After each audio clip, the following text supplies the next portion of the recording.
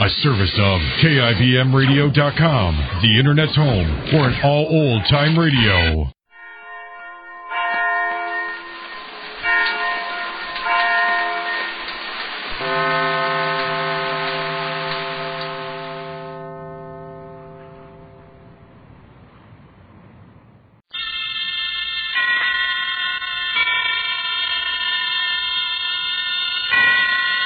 Roma Wines present Suspense.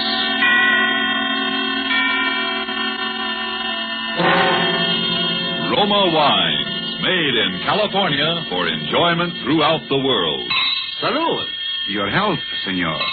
Roma Wines toast the world. The wine for your table is Roma Wine, made in California for enjoyment throughout the world. This is the man in black, here for the Roma Wine Company of Fresno, California, to introduce this weekly half-hour of Suspense. Tonight from Hollywood, Roma Wines bring you Mr. Sonny Tufts in a suspense play that tells of a murder in Boston and of perilous adventure in Vermont's snow-covered hills. And so with Cat and Mouse, and with the performance of Sonny Tufts as John Guthrie, an engineer, we again hope to keep you in suspense.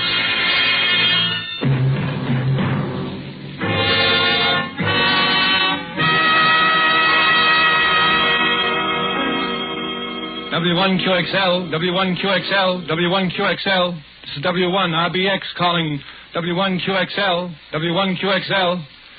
This is WIR, Vermont, calling and standing by. W1RBX, W1RBX. This is W1QXL in Boston, returning. Hiya, Guthrie, how you been? Signal's clear, good signal. Come in. W1QXL, W1QXL. W1RBX back. Hello, Lockwood. I'm fine. Signal's good up here. I got lots to tell you. Been trying to get in touch with you for the last couple of hours. Where you been? Out to dinner with Valentine? Go ahead. Sorry, Guthrie, I haven't seen Val today. She hasn't answered her phone. Guess she's awful tired of picking it up and hearing me on the other end proposing. Anyhow, I've been working hard. Oh, I had a little excitement here at the laboratory an hour or so ago. Thought we had a prowler on the grounds. But guess it was a false alarm. Nerves, I guess. What's your news, Guthrie? I've got a bit for you myself, but let's hear yours first. Go ahead. Okay. Well, as far as I'm concerned, kiddo, you can set up a date for demonstration for the Army Signal Corps and the Naval Ordnance people just as soon as you like. We're in the clear now for keeps. I got the last bug out of the screen this morning and it ought to make the prettiest little image you ever saw. And if the brass hats put the steam on, I don't see why it shouldn't be in there fighting in a couple of months. Now, let's hear about you. Go ahead. Boy, that sounds great. Hold it, Guthrie. Something going on here. Keep listening. I'll be back in a second. Who is it? Who's out there? Who's there? Get out from there or I'll shoot. Come out. Stop. Stop.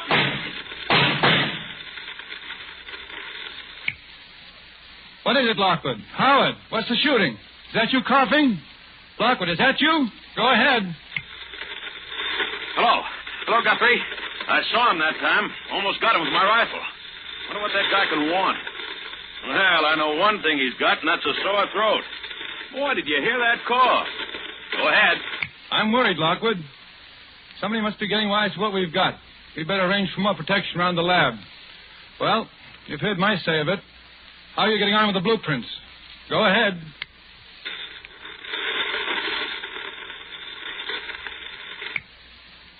Did you hear me, Howard? Go ahead. W1QXL, W1QXL. What's happened? Come back in. Go ahead. Hello. This is W1QXL. I'm going away. I'm going skiing. I'm going skiing up in Sunbury, Vermont at the Phoenix Hotel. The Phoenix. Have you got that, Frank? Frank. What's all this about you going skiing? You've never been on skis in your life. Besides, I'm coming to see you, and it's important. We'll get together now on the blueprints, okay? At the Phoenix Hotel. Go ahead, Frank. What's this gag calling me Frank? What's going on? I hear voices behind you. Sounds like interference. You all right? I say, are you all right? I'm leaving here for Boston in the morning. I'll bring the whole works. No, don't. And don't contact Val.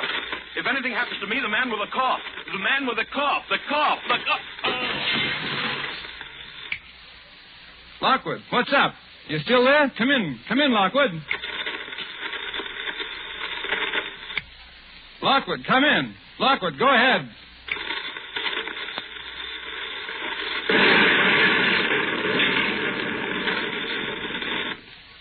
W1QXL, W1QXL. This is W1RBX calling. Go ahead. W1QXL, W1QXL. This is W1RBX. Go ahead.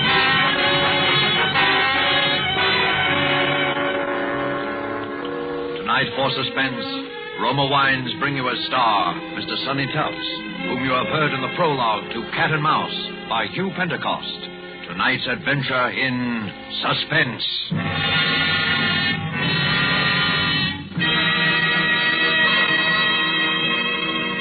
While the play's scene changes, let me describe another scene that might even now be taking place in the handsome cafe of the Hotel Nacional de Cuba in Havana. An American visitor has remarked to his Cuban host what great enjoyment the Cuban music and the dancing gives him. Gracefully, the Cuban host returns the compliment, saying, "But your United States makes us a gift that gives great pleasure on many occasions. Your superb wine from the choice wine districts of your California, your Roma wine." Yes, for a wine to give great enjoyment, it must have greatness of character, and it's this that has spread the fame of Roma wines to other lands. Why, otherwise, would these countries import Roma wines to be enjoyed as a rare luxury? How fortunate, then, are you who can enjoy any of the Roma wine's many different delicious wine types whenever you choose without additional charge for import duty, with no high shipping costs added to your small cost for Roma wines. Yet here is a quality so high it has won international recognition. Quality coupled with cost so modest that Roma wines are America's largest selling wines. Why not make your own taste test of these good Roma wines and discover for yourself the fine wine qualities acclaimed by wine experts of many lands? I'll spell out the name for you. R-O-M-A. Roma wines, made in California for enjoyment throughout the world. And now it is with pleasure that we bring back to our soundstage our star, Sonny Tufts, as Engineer John Guthrie in Cat and Mouse. A tale well calculated to keep you in suspense.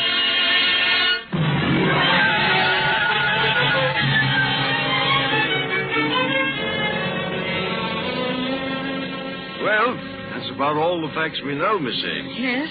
The bruises on Mr. Lockwood's head were a little hard to explain, as you pointed out. It was the explosion that killed him. That seems to be fairly... Dr. Vaughn, yes, the explosion may have been what actually was the final cause of his death. I take a doctor's word like you for that. But those marks and bruises...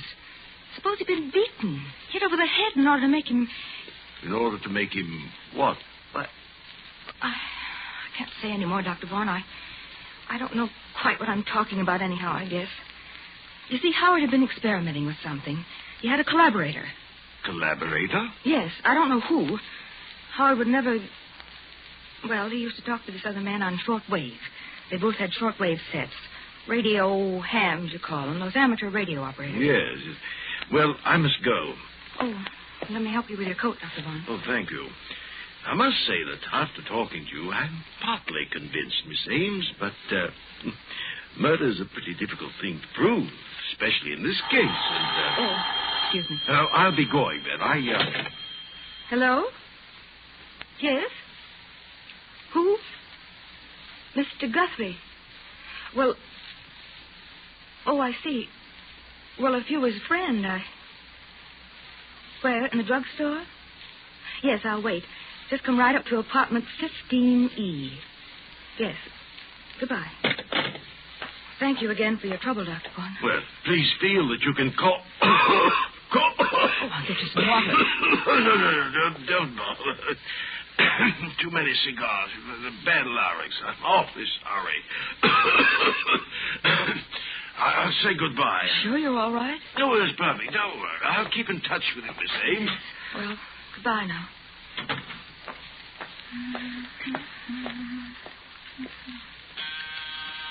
Oh, just a minute.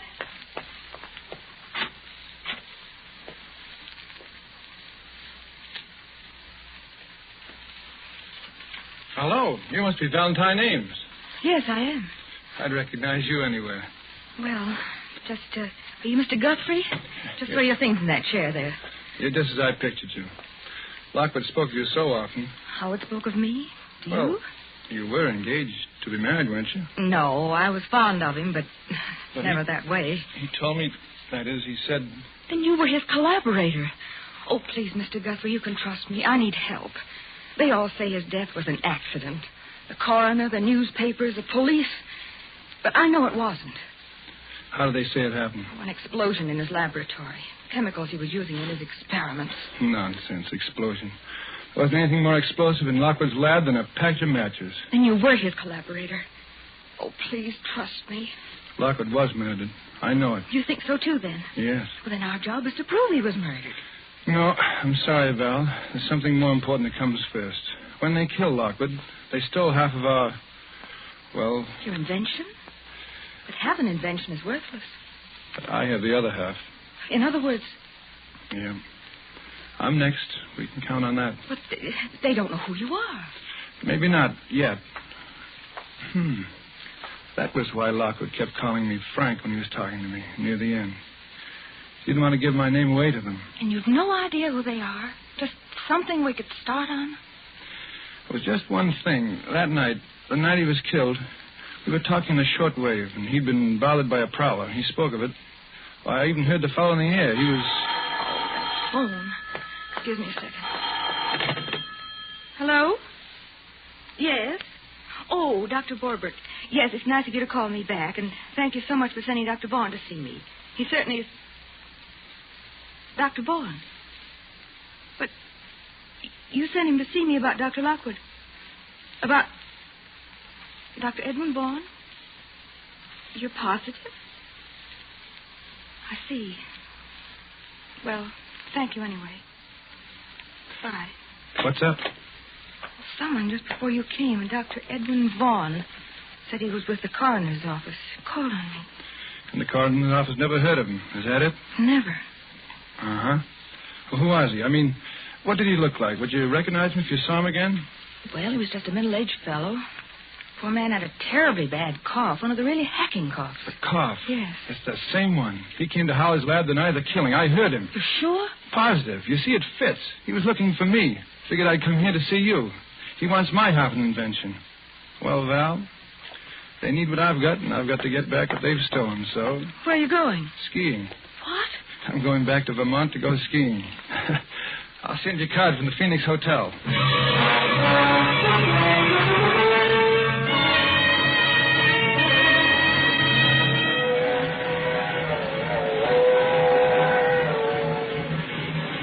Next up is Sunbury, Vermont. Sunbury. Bring me an orangeade, Porter. Well, hello. You're new up here. Beg your pardon? You're going to the Phoenix Hotel, of course. It gets so you know a skiing fan when you see one. I know most all the Phoenix crowd. This must be your first trip to the Phoenix, huh? Yeah, it is. Name's O'Brien. John Guthrie. Excuse me. Do they serve drinks in this lounge car? Yes, they do. Yeah, you're new, too. Yes, I've only been in the States a few weeks. Oh, no. I mean new to our weekend skiing contingent. Skiing contingent? Yeah. Oh, yes. I'm O'Brien. That's Mr. Guthrie. What'd you say your name was? Well, I'm... Thanks, Porter, thanks. And bring me a couple more cigars, will you? Here, take one of mine while they're waiting, Mr. O'Brien. Oh, thank you. Now, that's what I like about the Phoenix crowd. They're sociable. Everybody pals with everybody else. Sounds very pleasant. Yes, I suppose so. Well, well, anyway, you wait. By Monday, everyone in the place will be calling you by your first name. Oh, really? Well, I guess I'd better be getting back to my compartment. Very happy to have met you, gentlemen. See you later. Queer duck. Unsociable like. Now, I always say, you take a fellow that won't mix. Be quiet a minute. What's the matter with you, Mr. Guthrie? You look like you'd seen a ghost.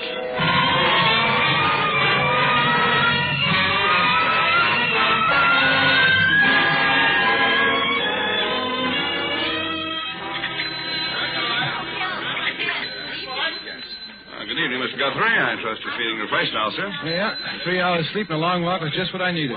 Any messages for me? Okay. Good evening, Mr. O'Brien. Hello there, hello. Ah, there you are. I've been looking for you everywhere. Want to introduce you around to some of the folks here. Well, thanks, Mr. O'Brien. I would kind of like to get acquainted. Why, sure. Be sociable.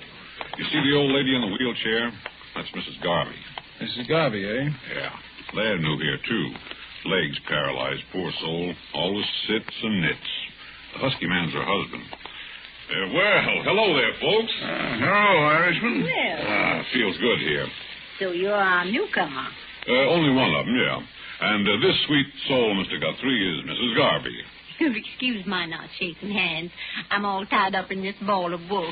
When you can't walk, you compensate by keeping the hands over busy. Well, it's very considerate of you to make me feel at home here, Mrs. Garvey and Mr. Garvey.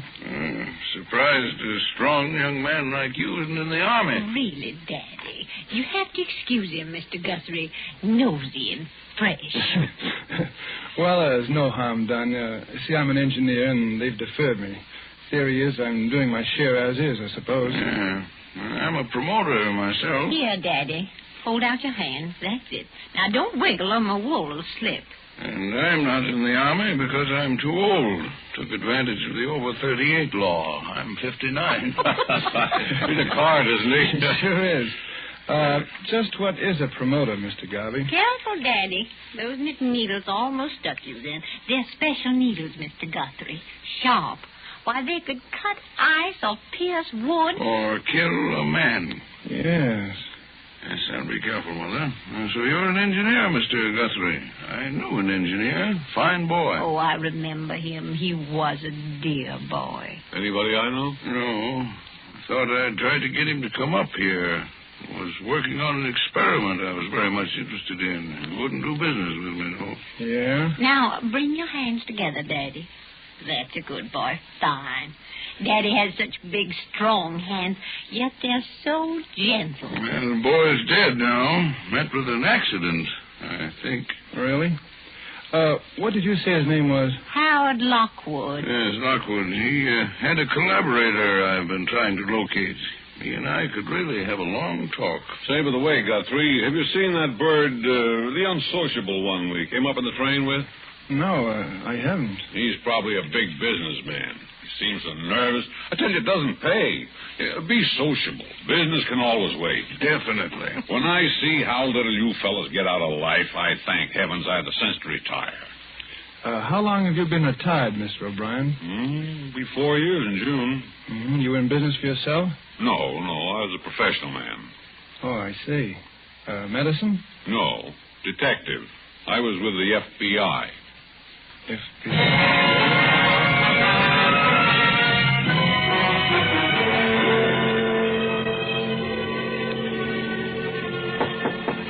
Come in.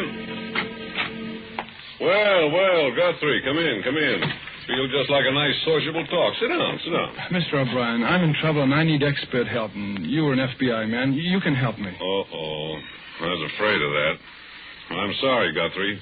I'm retired. Too old for the game.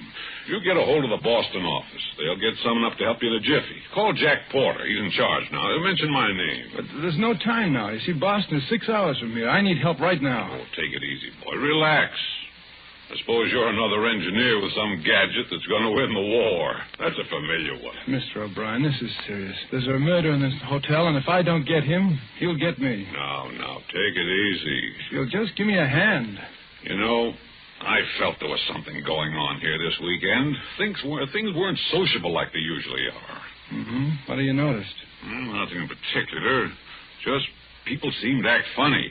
You take that Garvey and his old wife, and that bird with a cough that came up on the train with us. What's he up to, eating his meals in his room? Look, will you help me, Mr. O'Brien? I do have an invention, as it happens, and... Oh, excuse me a minute. Hello? Mr. Guthrie? Yes, he's here. The gentleman in 421. Right now. Very well. Goodbye.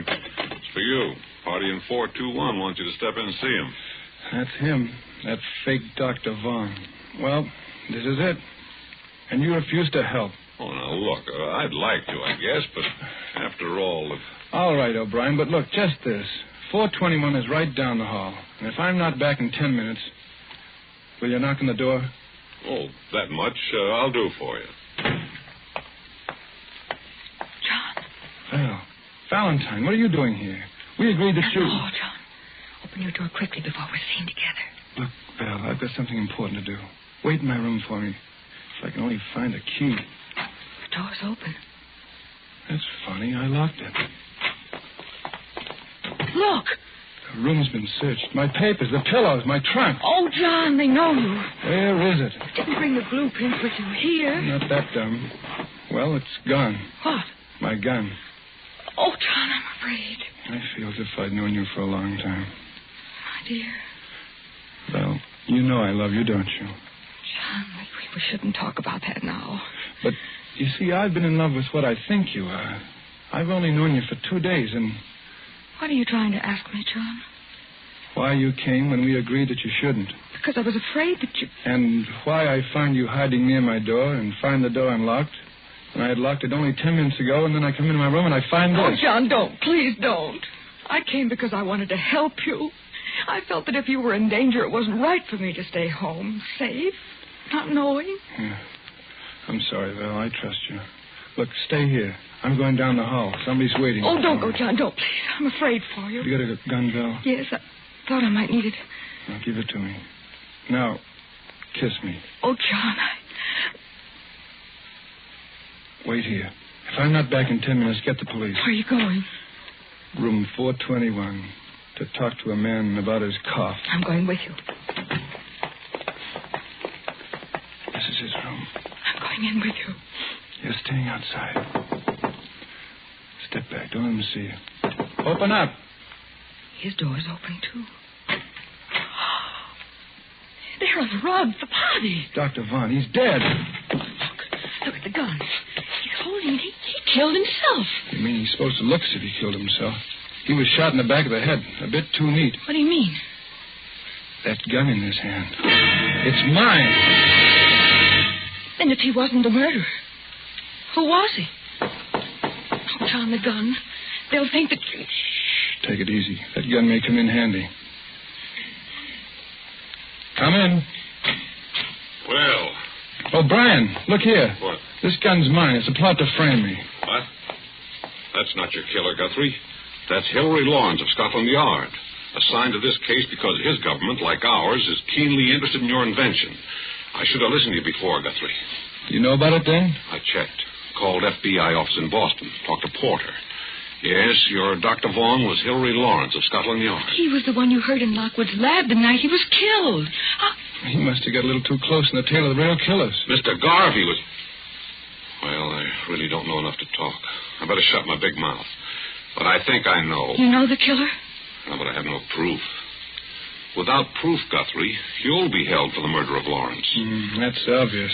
We've got to get our other evidence before someone finds the body. Yeah. You know, there must be a hideout around here they operate from. There's a cabin about a mile to the left from the top of the ski jump. I saw it one day when I got lost. I've got a funny hunch it might be the place. If we can get there and find something involving them before the hotel people find this body and arrest you, we'll be... Well, what are we waiting for? Come on, let's go. Come on back to my room, Val. See you downstairs in 5 minutes, O'Brien. If we don't find proof, John, what then? Then we get murdered or get held for murder.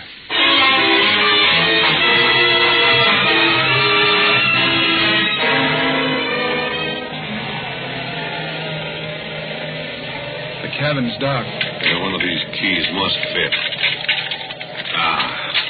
That one does it. Softly now. Mr. Guthrie, I'll take Miss Ames's gun. You're too impulsive. Thanks. Well, there's no one here. Draw the shade, please. I better keep a lookout on the road. Someone may come. That's a good idea. Now, this is what I call a real sociable evening. Look, a note. And it's addressed to me. Well, we're in the right place then. Read it. Guthrie, 200,000 in cash for your blueprints, and you can get the cash first, wherever you designate, with no questions asked as to what government gets them. Why those... Calmly, my boy. You don't have the prints here, do you? No, They're in a safety vault, and my name is San Francisco. What's that there, that panel? It's a radio rig, sending and receiving. Someone's coming. Oh, quick, turn up that light. Take a look, John, here through the window. It's Garvey, and he's alone. Alone? Are you sure? Where'd he put that wife of his? Take another look. He's alone, all right. I knew she was a phony. She does too much knitting. I wonder where she is. All right, Miss Ames, out you go, quickly. Get to the foot of the road before he does. It's your car, understand? Yes. You're lost, looking for a way back to the Phoenix. Delay him from coming in here. I'll go outside. You search the place, O'Brien, with Val. No, let the girl go. Her best weapon is her charm. Hurry now. Stall them as long as you can. Good luck. Don't worry. I can see them from here. Look at it. Short wave. Yeah. With this outfit, Garvey could hear Lockwood and me talking over our work. Yeah. Pretty clever operator, I'd say. Can you see Val? Yeah. She's getting near him now. Brave girl, that one. The best. There she is. He's seen her. Let me have a look. See them? Over my finger, between that row of trees. Yeah, she's talking to Garvey now. She'll stall him. Yeah. Hey, come on, O'Brien. Let's start searching his Wait a place. minute. Look, they're coming this way. The two of them. Well, I should have known. Val? Oh, no, it can't be. Sorry, Guthrie, but you're seeing right. The girl's with Garvey. But she loves me. I know it. She's honest. I swear it. They're coming up the path. You stand behind the door. I'll stand up on the balcony and cover them from behind with a gun. You all set, Guthrie? All set. You spring out on them as they close the door, and I'll cover you from here. Val, Garvey, duck. He's got the gun. Above. Oh, my arm. O'Brien! All of you reach. Don't stoop for that gun, Guthrie. Up with your arms. The three of you are going to join the late Mr. Lockwood. The girl and Mr. Garvey of the FBI who poked his nose in a book too far. You're out of your mind, O'Brien. What will you get by killing us? I've got the information you want, and if I'm dead, you'll never get it. I'm fighting for my life now, not your invention. With you three out of the way, I've got a chance. A fire in this lovely cabin will do the job nicely. Now get into that closet, all of you. Oh, Get started. You're missing one, O'Brien. My wife. I'm not worrying about that. Drop your gun, Mr. O'Brien. That point you feel in your back is my knitting needle. Drop it. Remember, it can crack ice, pierce wood, or kill a man. Okay, Mrs. Garvey. Certainly nice to see you again. Nice job, Guthrie. You tipped us off just in time. Sit down, Mother. You look tired. You must be standing behind the kitchen door for an hour. Look here. Just be quiet, Mr. O'Brien. Formerly of the FBI. Kicked out for improper conduct, he was. The service has had its eye on you ever since, my friend. Yeah, you see, you made a slight error, O'Brien, when you said you'd call the porter of the Boston FBI office. The outgoing lines from the hotel have been out of order since 5 o'clock. Oh, your arm, Daddy. Here, let me bandage it. Better get going and have it looked after. Oh, it's bleeding. I think I'm going to faint. Faint ahead, Val. I got a pair of arms that aren't doing a thing.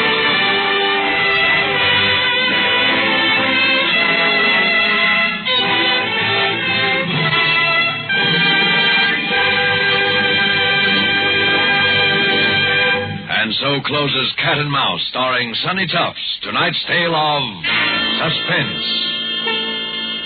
Mr. Tufts appeared through the courtesy of Paramount Pictures and will soon be seen in the Paramount picture, I Love a Soldier. Few spots on the globe boast the unique and perfect combination of nature's gifts, which makes possible truly good wine.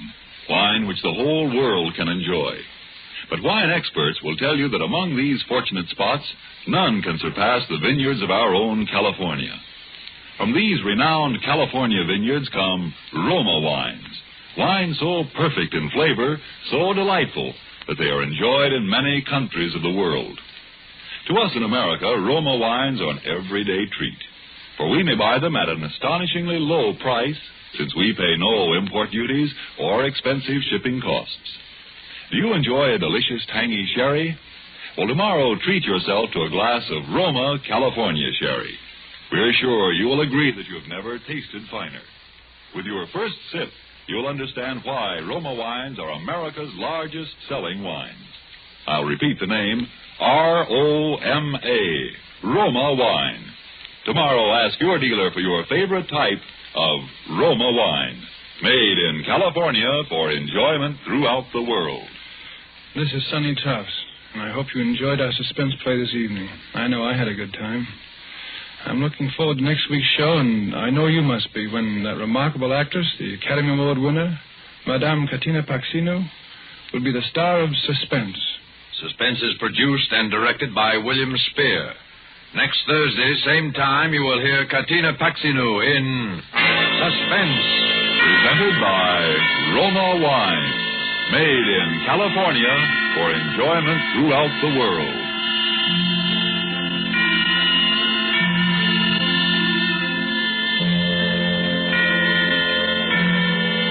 This is CBS, the Columbia Broadcasting System.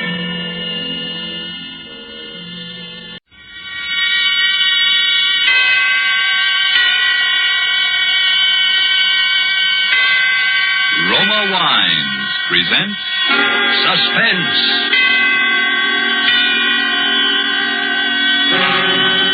Roma Wines, made in California for enjoyment throughout the world. Salud. Your health, senor. Roma Wines toast the world.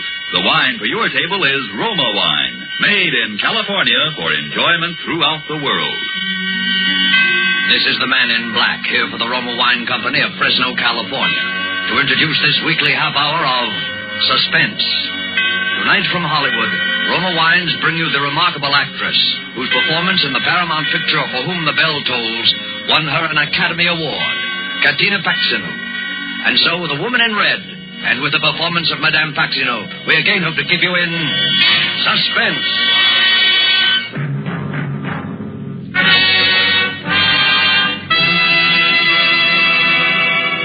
In all of London, few houses were so fine, so correct, so austere, and yet gracious with age as number 30 Henrik Square.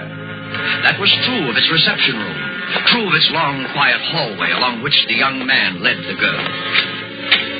Aunt Rita, this is Miss Julia Ross. The woman rested her knitting in her lap and slowly turned around. She was a giant of a woman of 60 in a bright red dress. For several seconds, she stared fixedly across at Julia. Then, in an instant, a soft, gentle smile came on her face. Perfect. How perfect. I beg your pardon? Here. Come over here, child. Let me look at you. That's it. Over there, child. Sit there on the divan. And Carl, I think I shall have my milk now. And Miss Ross will have some with me. Will you? Won't you, Miss Ross? Some milk? Oh, but I never... Some warm milk and a biscuit. Of course you will. I always find it very sustaining. Carl, you heard the young lady. And stop staring at her. You've seen a pretty girl before. Was I staring? Excuse me, Miss Ross. Hurry now like a nice boy. Is he your secretary? Let us say that he has been substituting until I found someone like you. You mean you think I will do? Don't you? Well, all I know is when I saw your advertisement in the paper, Miss Crable, I couldn't believe my eyes. Wanted secretary, Irish girl, blonde hair, age about 25.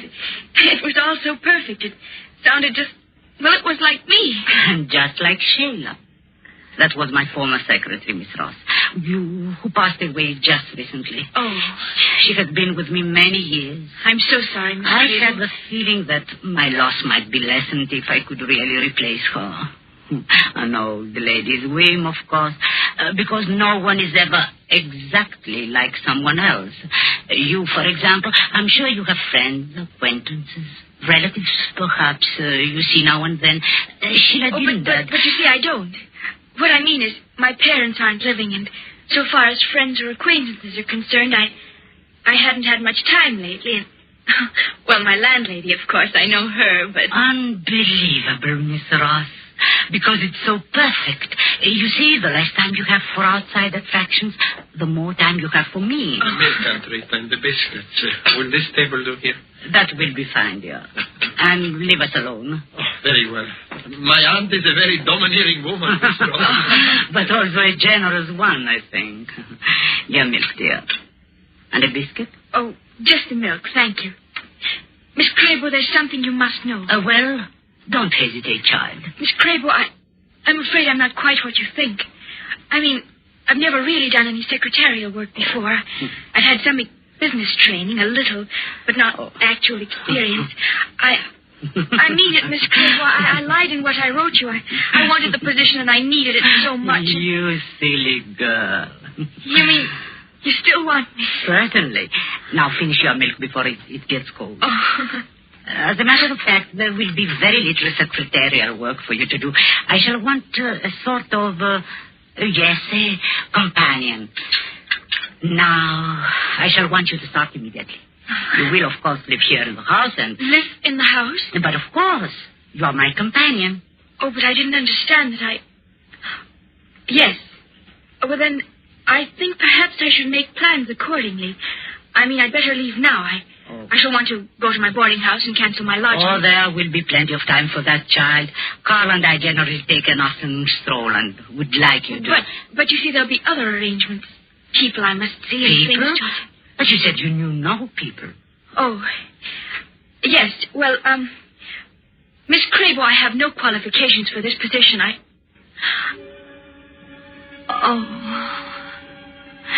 Why, child? What's the matter? I don't know. Suddenly, I feel so drowsy. Well, then, I would just lie back on the divan. But there's no reason for it. But there is, child. You are weary from the strain, the uncertainty, the ceaseless search for work in a strange and friendless city. The milk. There was something in it. So you relax. Your nerves. They go to sleep. Yes. Sleep. Carl. Oh, Carl. Yes, Aunt Rita? Have you finished the note, dear? Yes, only this moment. Well, don't just stand there. Let me see it. Aunt Rita, please. She's so harmless. And so perfect. And now read me the note. To Department KL, Southern Development. Leaving at once for Dublin, Ireland. Will communicate in 10 days. 10 days, Carl? We don't want to need so much time. Make that 5. Just as you say, Aunt Rita. Then sign it Sheila Campbell and post it to British Intelligence.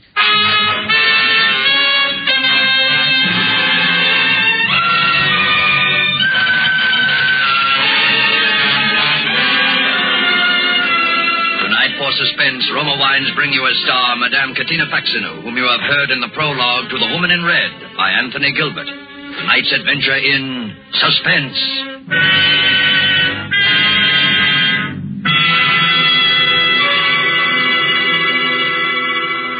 You remember the old saying, the grass is always greener in the other fellow's yard? Well, you might agree with the truth of that statement if you happen to overhear a conversation like this. Let's imagine we're seated in the smart and festive Club Montmartre in Havana, Cuba. An American has just complimented his Cuban friend on the fine quality of Havana tobacco. Graciously, the Cuban replies, "But you of the United States need have no envy of us.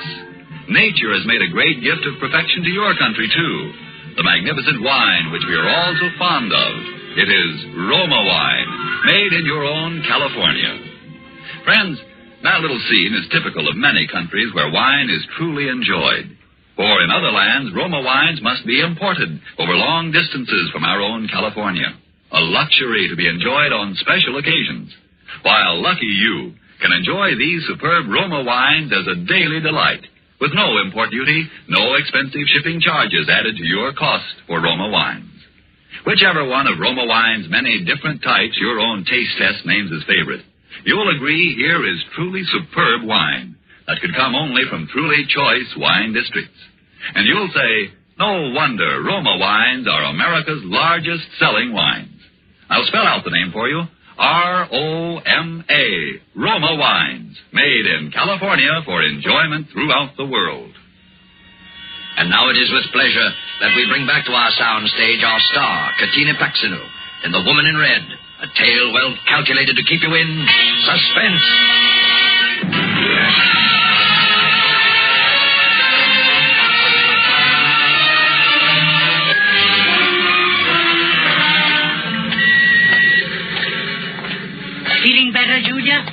a little nap?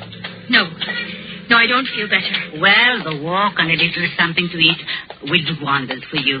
There is a little tea shop up here. I don't want anything to eat. And please don't hold on to my arm. Oh, now, child, is that a way to talk? You seemed a bit shaky, that's all. Here we are. Carl, you wait with Julia. I'll just look in first to see that it's not too crowded. And now you have to hold my arm. Oh, no, wait, Miss Ross. I don't have to. Hey, no, don't. Let me go. What are you doing, Miss Ross? Why do you run like that? Please, don't you understand? If I'm to move in with Miss Crable, I've got to get in touch with my landlady. But there'll be plenty of time. Plenty of time. What do you want with me? Why are you both... Oh, Carl. Yes, Aunt Rita? Come along, you two. No. Oh, please, you're making yourself worried about nothing. My aunt, it is just that she's a peculiar... Hurry, children. Then remember that I am here. I have already ordered for us. Oh, fine, Aunt Rita. Our table, this is it? Yes, sir. Here in the corner. Miss Crable. Thank you, Mr. James. And Sheila will sit here to my left. Of course. Miss Sheila? Miss Sheila? What? This is your place here, Miss Sheila. Sheila? Why are you calling me Sheila? What is it? Why are they laughing? Pay no attention, dear. Just sit down, please. This woman called me Sheila. You bastard. My name is... I know, dear. It is Julia. Everything is all right. Shall I serve the tea now? If you will, please. Now, Sheila, sit down, dear, like a nice girl. No. What, dear? I'm going to the restaurant. Sheila! It's all right, Miss Craver. Don't bother. There's no other exit from that room. Oh, I'm so sorry to impose on you, Mr. James. I had no idea she could be so difficult. Oh, don't give it a thought. Once you explained the situation, we were only too glad to help. Of course, I'd never seen your secretary. I had no idea that... It's only a recent development. Shall I pour the young ladies tea now? No, thank you. I can manage. Yes. You know, I was just saying to Mrs. Blandon the other day, I said, I wonder if Miss Crabo and her nephew are still in the neighbourhood, I says. Why, they haven't been in my shop for ages, I says. And she says... yes. You see, Mrs. James, we don't dare leave her for long. For her own protection, that is. Huh? Protection? Yes, we're a little worried about suicide. Oh, yes. Aunt Rita, Sheila's coming. Well, just call me in case I can help. Thank you. Oh, here you are, dear. Carl, help Sheila into her chair. Oh, yes. Sheila? Thank you, Carl. Relax now, dear, and drink your tea. It's all ready for you. My tea in this cup?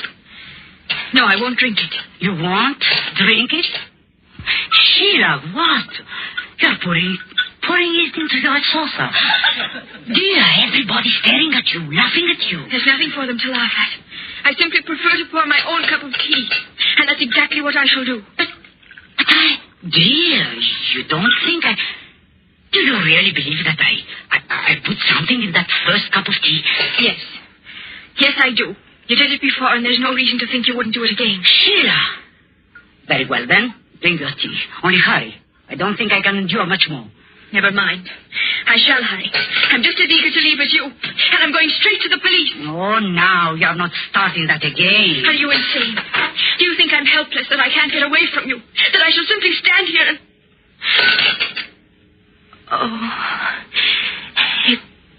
it's happening. What, dear? What's happening? You had it in the teapot. Oh, you're tired again, aren't you, child? Is there something I can do, Miss Crable? These attacks, Mrs. James, they leave her quite exhausted. Oh. If you'd be good enough to open the door. Of course, Miss Crable, of course. No. She must be taken straight to her room, Carl. Please, if you just give her a hand. That's it. That's fine. You are really such a help to me, Carl.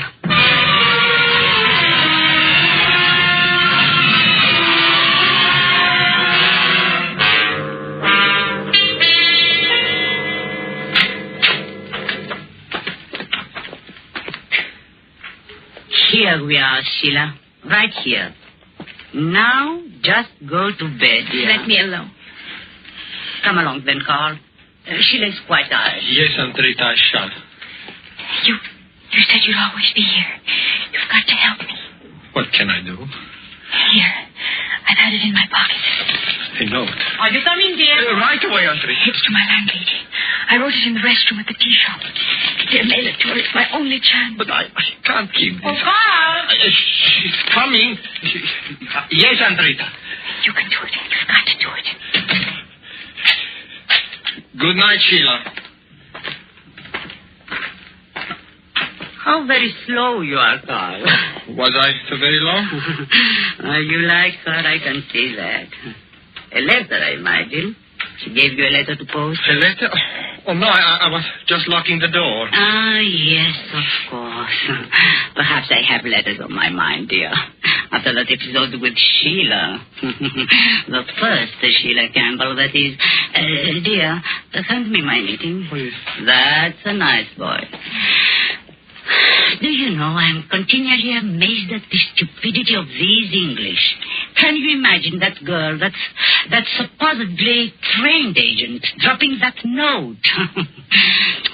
And addressed, mind you, to the British intelligence. It was very alert of you, Carl, finding me. Thank you. Now, if you excuse me, I'm rather tired. Yes, this espionage, it's not a restful service. Sometimes I wonder if Bering really appreciates the risk we have taken. Yes, the girl had to be disposed of. There was no doubt of it. That was her report on us. All the facts... Aunt Rita, we've gone over this 1,000 times. Really, I'm tired. Yes. You were right in realizing what had to be done.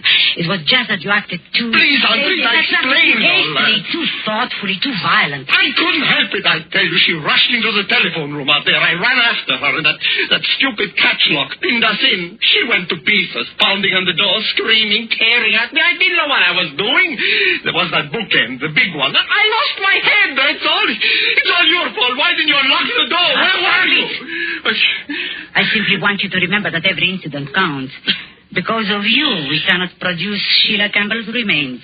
And we certainly can't allow the police to tear up the cellar to find them. Because of you, we shall have to produce a substitute body. A substitute Sheila Campbell, who will satisfy the authorities completely. We have her, and I don't intend to lose her. The note, please. The note? The one that girl just gave you to mail. I don't know what you're talking about.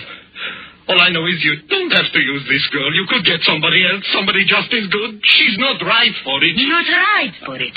A girl who denies her identity, who shrieks of drug drinks, persecution. She is ideal. The police will accept her as a suicide without giving it a second thought. Yes, if they knew she was really insane, but she isn't. Don't you see? She isn't. She isn't. Just ask those people at this tea shop and that foolish Mrs. James. She will tell you. She will tell the whole neighborhood. Oh, Mrs. James, a few neighborhood gossips. They aren't enough. You have to have someone professional and authoritative. Listen to me. Our note to British intelligence will divert them for just 5 days. Within that time, Julia Ross must commit suicide. And we will say that she does. No, I won't. I won't go through with it, I tell you. I see. What a pity it would be if the police learned who was the last person seen with the first Sheila Campbell. You wouldn't. You wouldn't turn me over. This espionage, Carl, it's a very demanding trade. The note, please. Huh. Thank you. Thank you, dear. I knew it was an oversight.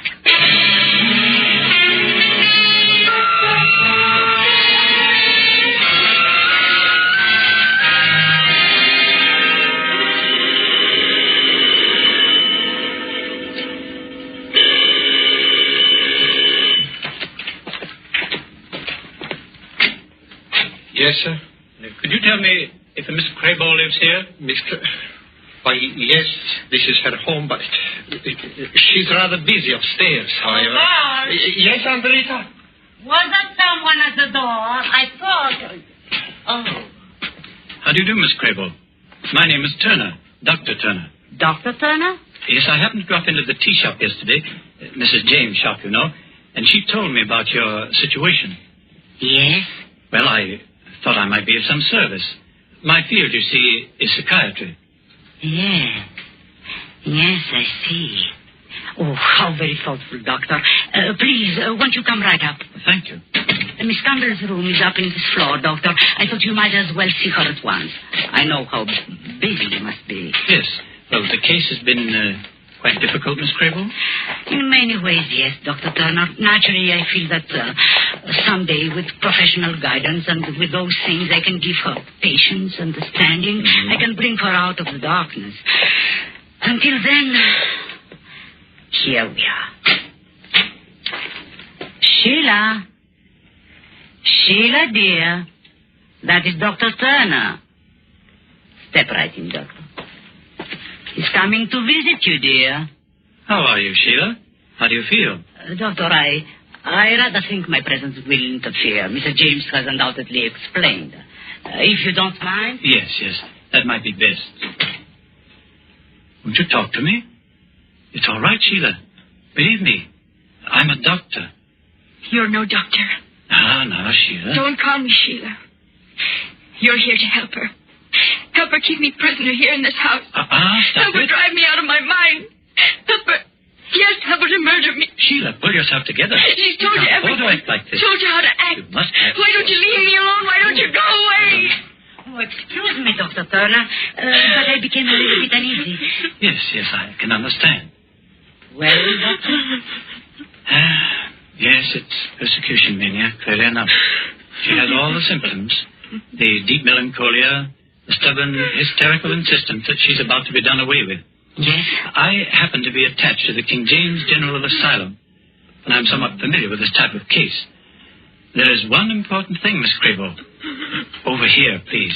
Yes, Doctor? The matter of Miss Campbell's protection. Her protection? Yes, from herself. You undoubtedly are not aware of it, but her type is often inclined toward suicide. How dreadful. In case those tendencies should become apparent, naturally you'd let me know. Naturally, Doctor. She would then require professional care. Meanwhile, I'm sure your own treatment will be as effective as any. Patience and understanding. Torture me like this, will they? Murder me here in this house. Sheila. No, I won't let them. I'll kill myself first. Miss Campbell. I'll kill myself. That's what I'll do. The window. Stop her. Car. Yes, the window. Yes, that's it, the window. I'll jump through the window. Young woman, control yourself. Let me go. Don't let me down. What's going on here? What happened? Well, this girl, she just tried to kill herself. I'm afraid this changes things, Miss Crable. She must be put away. Put away? Yes, as soon as possible.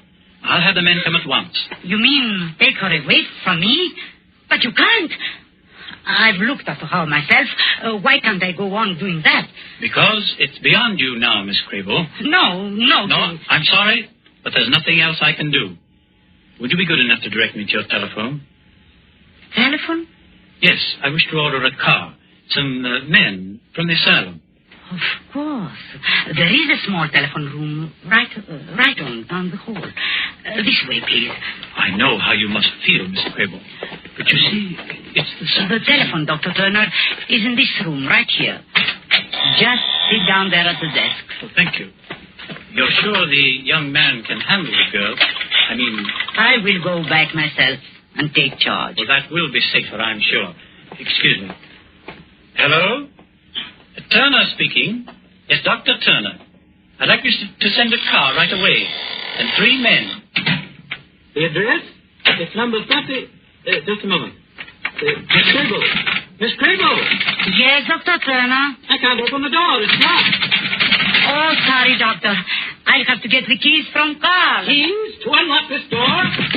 Just very special lock, Dr. Turner. You don't need any keys. Just open the door from your side. Miss Crable! Where are you? Andrita, she won't stop crying. I just can't get her to stop. I will get her to stop. A clever one, aren't you, child? Pretending to commit suicide so the doctor would take you away. The doctor, where is he? A splendid idea you had, leaping out that window. We'll see if we can help you this time. No, don't come near me. Carl, we've only a very few seconds. Get her across the window. Don't make me do it, Andrita. Please, you don't. You wretched, sniveling coward. Do you want us both to hang? Let me down the bird to that window. You'll be sorry you made me, Andrita. You will.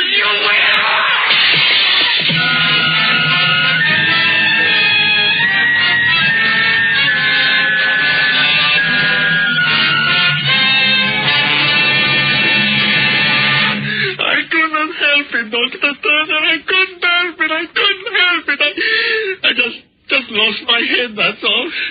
But she made me do it. She made me do it. Don't you see? Don't you understand how it was? She made me do it. She drove me, Dr. Turner. All right, now, settle down. And do stop calling me Dr. Turner. Stop calling you doctor? You? Well, no, I'm not a psychiatrist. But I'm going to see that you meet one. Huh? I happen to be from British Intelligence, Carl. I suppose I have you to thank for that letter. Letter? Yes, the one supposedly signed by Sheila Campbell, telling us she was off to Dublin, Ireland. Oh, yes. Would communicate with us in 5 days. Well, Aunt Rita, she made me do that, too. That was an inexcusable mistake, Carl. You see, Sheila would never have written Dublin, Ireland. No, an Irishman assumes that everybody knows where Dublin is. How about that, Miss Ross? Am I right? Well, I know where it is, all right. And I'm going back there as fast as I can. Oh, now, Julia, London isn't as bad as all that, you know. Maybe not. I suppose it all depends upon the murderers you meet. Why, child, you wouldn't want to meet a nicer lad than Carl here. After all, it isn't everybody who pitches out through a bedroom window just to save your life. Yes, he's really a very nice boy. Sergeant, better take him down to the cellar now and have him show you where he buried Sheila Campbell. Aunt Rita, she made me do it. No, she made you do that, too. A woman of character, Miss Crable. I'm sure you'll miss her very much. But that's the way it goes. This espionage, Carl, is a very uncertain trade.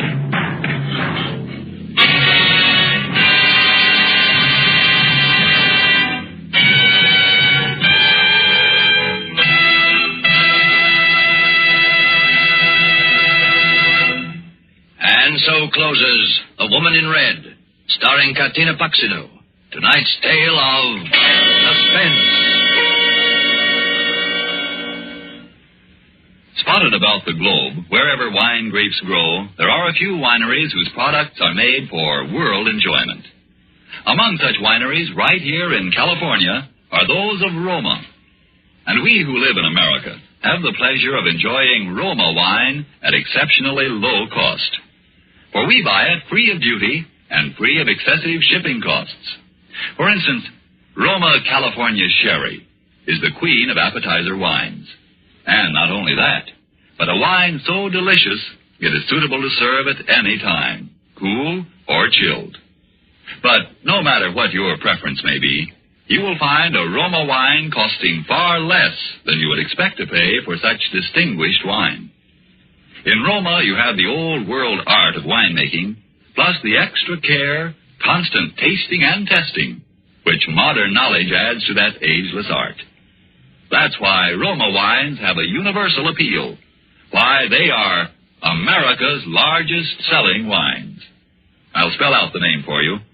R-O-M-A, Roma Wines, made in California for enjoyment throughout the world. This is Katina Paxino. I hope you enjoyed our suspense play this evening, and that you don't hate me too much. I'm not really as bad as that. Next week, I know you will want to listen when Mr. Orson Welles will be your star. Suspense is produced and directed by William Spear. Don't forget, then, next Thursday for Orson Welles in Suspense. Presented by Roma Wines, R-O-M-A, made in California for enjoyment throughout the world.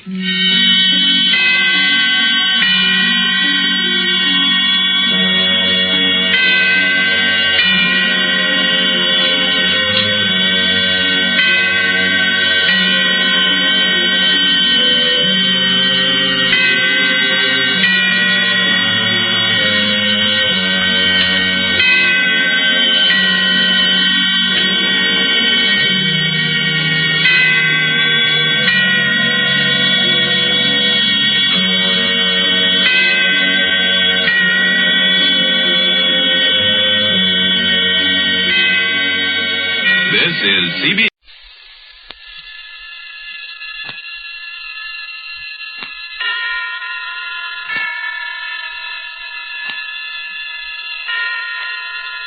Roma Wines.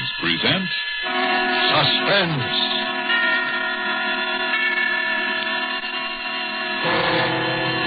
Roma wines, made in California for enjoyment throughout the world. Salud. Your health, senor. Roma wines toast the world. The wine for your table is Roma wine, made in California for enjoyment throughout the world. This is the man in black here to introduce this weekly half hour of Suspense. Tonight from Hollywood, we bring you Mr. Orson Welles. Mr. Welles will appear as star of a suspense play called The Marvelous Barastro, from an extraordinary story by the distinguished American author, Ben Hecht. But before we raise the curtain on this evening's tale of suspense, here is a message from your host, the Roma Wine Company of Fresno, California. Distance lends enchantment, says the old proverb, and it seems borne out in such little episodes as these. Let's pretend we're guests at the smart and handsome Pan American Club, Havana, Cuba. An American visitor is amazed that his Cuban host can picture the marvelous climate and rich, fruitful soil of California without ever having been there. But the Cuban responds, "One sip alone of wonderful Roma wine tells me all that. Only true perfection of climate and soil could produce the perfection of your splendid California wine, Roma wine." Well, that's so. And as Roma wines become available to wine connoisseurs of more and more lands, the chorus of praise grows for the truly superb quality of these good Roma wines. No wonder, then, these wine experts of other lands are so eager to import Roma wines, no matter what the distances from our own California. And no wonder, too, that these taste-delighting Roma wines, with no import duty to pay and without expensive shipping charges added to their cost here, are America's largest-selling wines.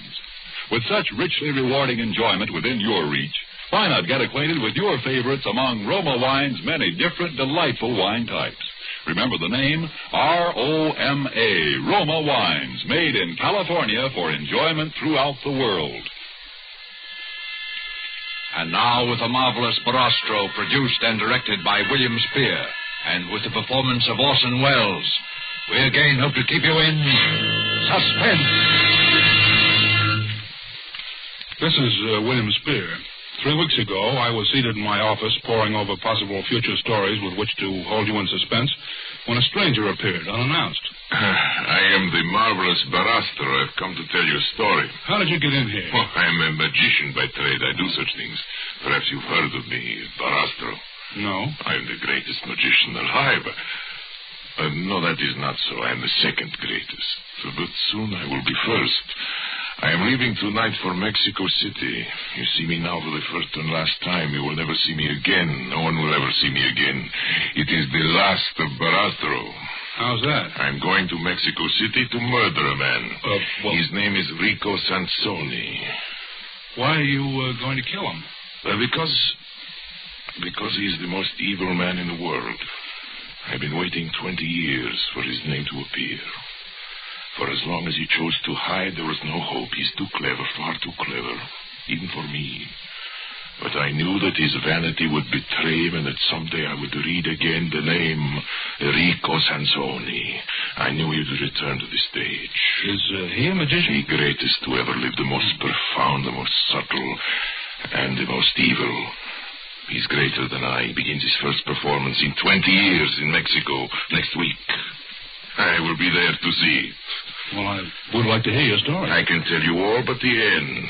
That I will be unable to provide now. But you will find it out for yourself.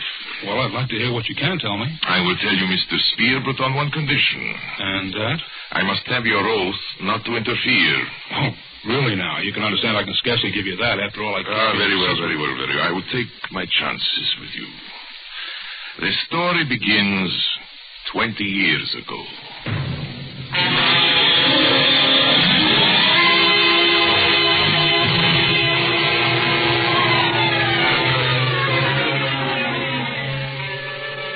I was a young man. I traveled as a magician with a small carnival through southeastern Europe. One night we came to a village in Malo, Russia. Our cymbals sounded, our torches flickered in the spring wind, and the villagers gathered around our tents and wagons. I had taken my place in the black box outside my tent. There were holes in the box through which I could watch the crowd while the barker made his announcement. Barastro, the marvel of marvels! Barastro, the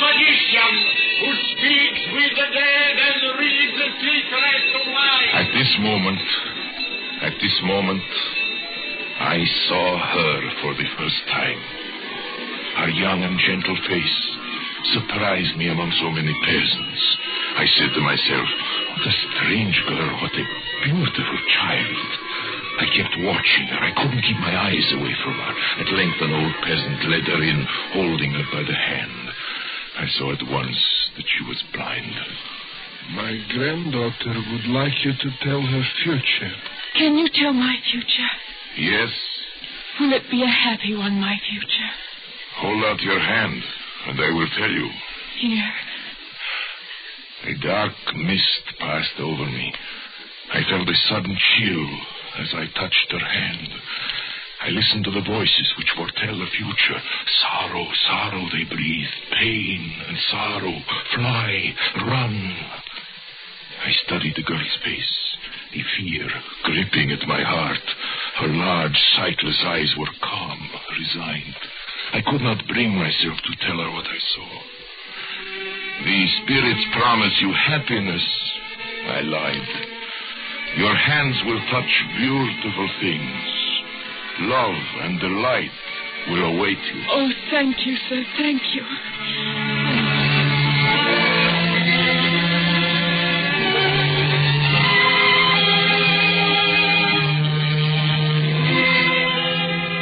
That was the beginning. Her face haunted me that night. I could not sleep. I made inquiries the next morning, and I found her. We walked through the hills. She did not need my hand to guide her. She knew every stone, every turn of the path. She spoke of the trees around her. She had strange names for them. I call that tree Lullaby, because it sings when it sways in the wind. Lullaby? And that one, see? With its branches open towards heaven. I call that one Prayer. How do you know its branches open toward the sky? When I was younger, I climbed it. Anna. Come, I'll race you to the bed of flowers at the turn. Anna. Hurry, I run fast. We walked often through the hills. I knew that she was aware of her destiny. The stars had told me she would not live long, and that agony and terror waited for her on the short journey. Our caravan remained for 2 weeks in the village. At the end of that time, I asked Anna to come with me as my wife. You make me very happy, Shari. I could live only with you. I will love you with all my heart. And you will teach me, Shari. You will teach me to see. To see? Does one need eyes to see as you do? Shari, you will teach me to see beyond the horizon. You will teach me to see as you see. We were married. We rode together in the gilded wagon, and the vows were taken under a clear sky. Suddenly, the sky changed. It was only then that I realized what I had done in seeking to save her. I was fulfilling the terrible message of the stars. For it was I, Marvelous Barastro, who was the instrument fate had selected for her ruin.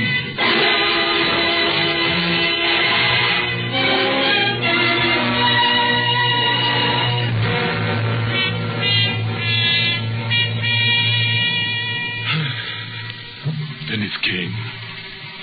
One night, as I stood in the black box outside my tent, I knew that I needed no further word from the mists of prophecy.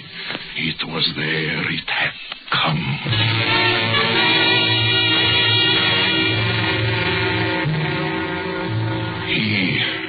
He stood among the peasants before our tent, a graceful figure, smiling, leaning on his cane, a man of the world, amusingly out of place in this faraway little village.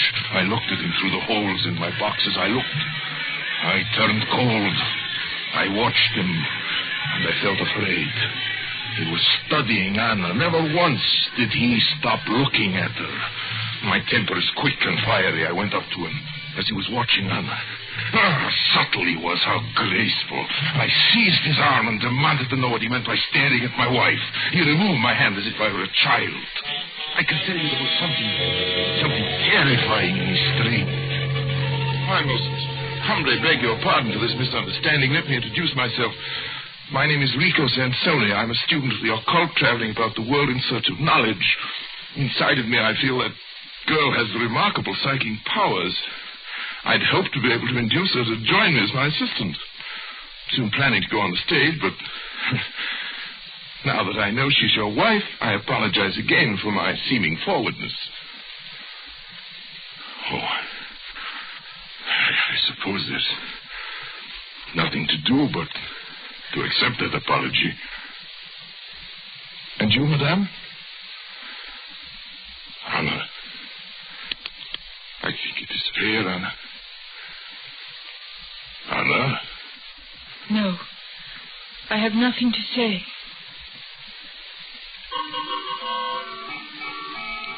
It was thus Rico Sansoni entered our lives.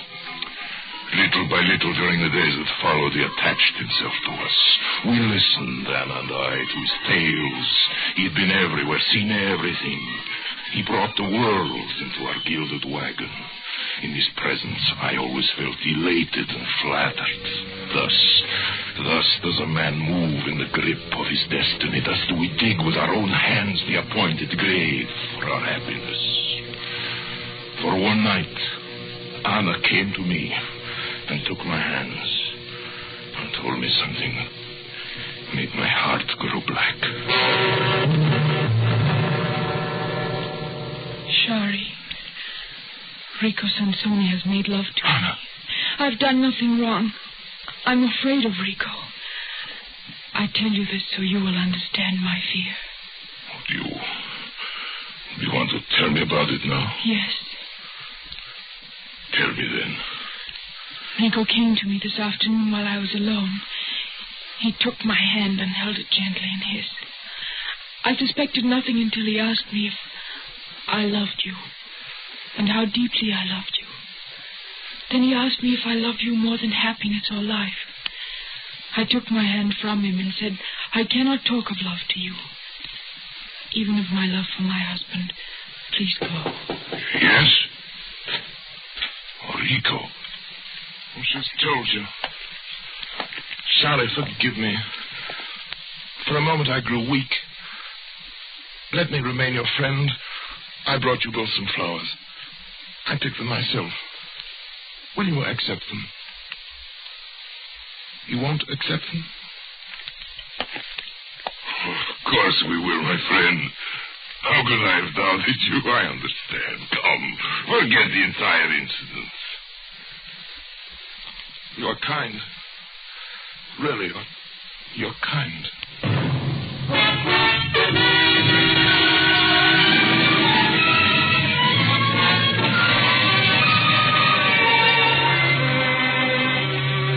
This was the third month of our friendship, and now I began to feel it was my companionship he desired, not Anna's. We spent long hours together. Without Anna, under his care, my mind was expanding, my powers developing. He seemed interested in my every move. And again I was flattered, lured, disarmed. You have a funny way of saying the word, beautiful, my friend. How is it you say it? Beautiful. That's it. Beautiful. Is that right? You're telling me about the Houdini method of respiration. Oh, yes, so I was. Beautiful. Huh? Very good. I like you, Sonny. I like you very much. Amazing, isn't it? Amazing how one can be drawn in by flattery and charm. Then one day I was sitting in my tent. When a curious sense came over me, I felt a pressure on my heart as if a hand were closing around it. It was a warning. I left quickly. I hurried to the apartment. Anna had remained there. She frequently did in the afternoon. I found myself running toward the door. I paused, waited until I recovered my breath, and then forcing a smile to my lips, opened the door. Oh. I saw Rico. Rico, standing with his arms around her wrist. Oh. Her face raised to his lips. Speechless, powerless, I looked at them. I heard her voice murmuring words of love. Her arms moved around his neck and she kissed him. Then I heard his voice. Anna. Anna, my darling. Charlie, my love. Anna, my darling. My beautiful darling. The sound of his voice, a horror seized me. Now I knew why he had spent so many hours with me, why he was so interested. It was my voice. It was Barastro talking. It was a voice that seemed to come from my own throat, a horrible, familiar voice, and I understood what had happened. I sprang forward, shouting his name, Rico! He turned and faced me. He pointed his finger at me as if he were an image in a mirror. Rico! He echoed.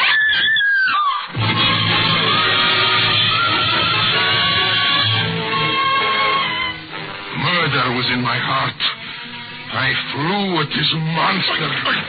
We struggled across the room. He answered my cries with cries that I could probe. Each inflection of my voice, I saw him through my rage. His face was contorted like my own. His every feature had changed. He was Barastro. There were two Barastros, screaming together, tumbling over each other.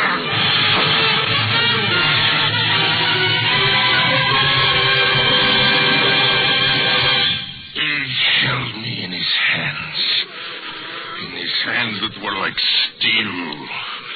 I could not move or cry out. His hand was on my throat. I lay gasping, crazed. And it was Barastro who was holding me.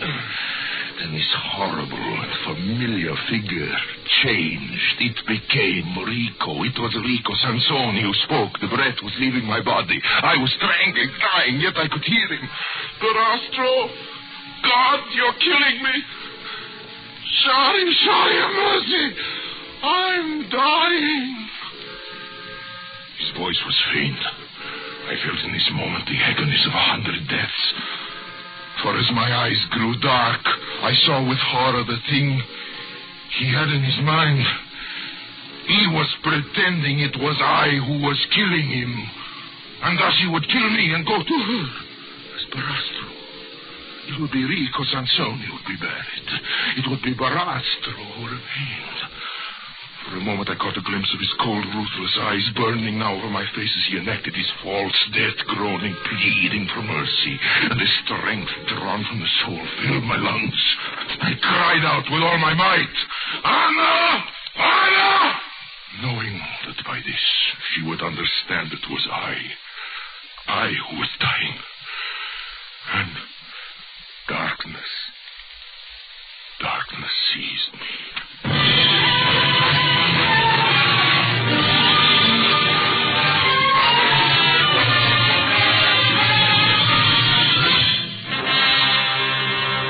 An hour had passed when I opened my eyes. My head was splitting, my throat was stiffened. I raised myself and looked. He was gone. I saw her. She was standing in the corner of the room, crouched against the wall, her hand against her teeth, and staring into the terrible dark around her. Anna! I whispered to her. Anna! It is I, Anna. I, Shari. Anna. Oh, God. Anna, please.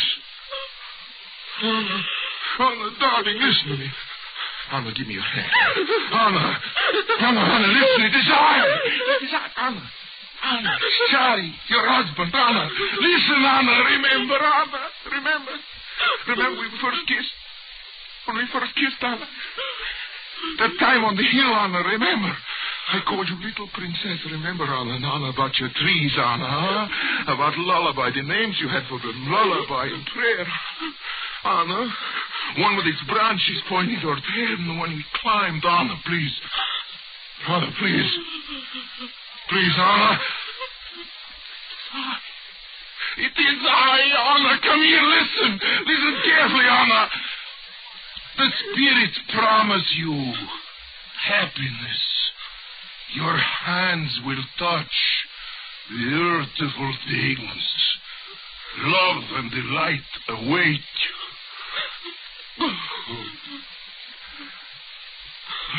Oh, Shari.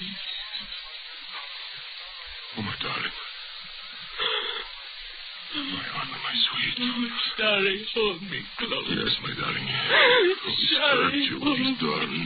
There, my darling. It's all right now. It's all right. It's all right. It's all right.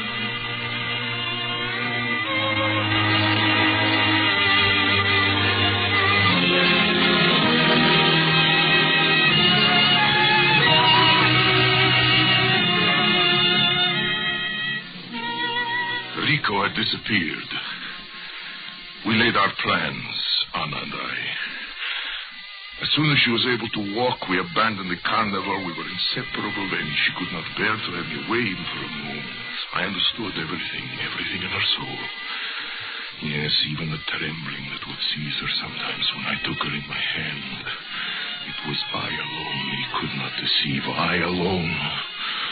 To anyone else, he could become Barastro. Even to her, whose senses had learned every breath, every inflection of the man she loved.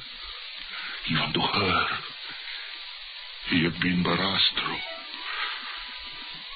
The months passed. Our life had become again almost like a honeymoon. Almost, I say, for there were nights when I would awake to find her fingers tracing the contours of my face. Then it was I pretended to be ill and remained at her side. We said nothing, but we knew the shadow in each other's mind.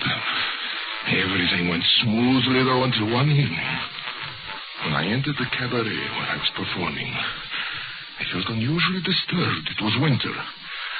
I was removing my coat when it came again. As I had known it would. The warning, the hand closing over my heart. I ran from the place and raced home. I entered our cottage by the back door quietly like a thief, and I stood listening. From inside, I could hear her voice.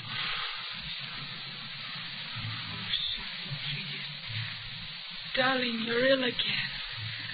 I'll take care of you, darling. I'll make you feel better. Anna, my dear Anna. How I love you.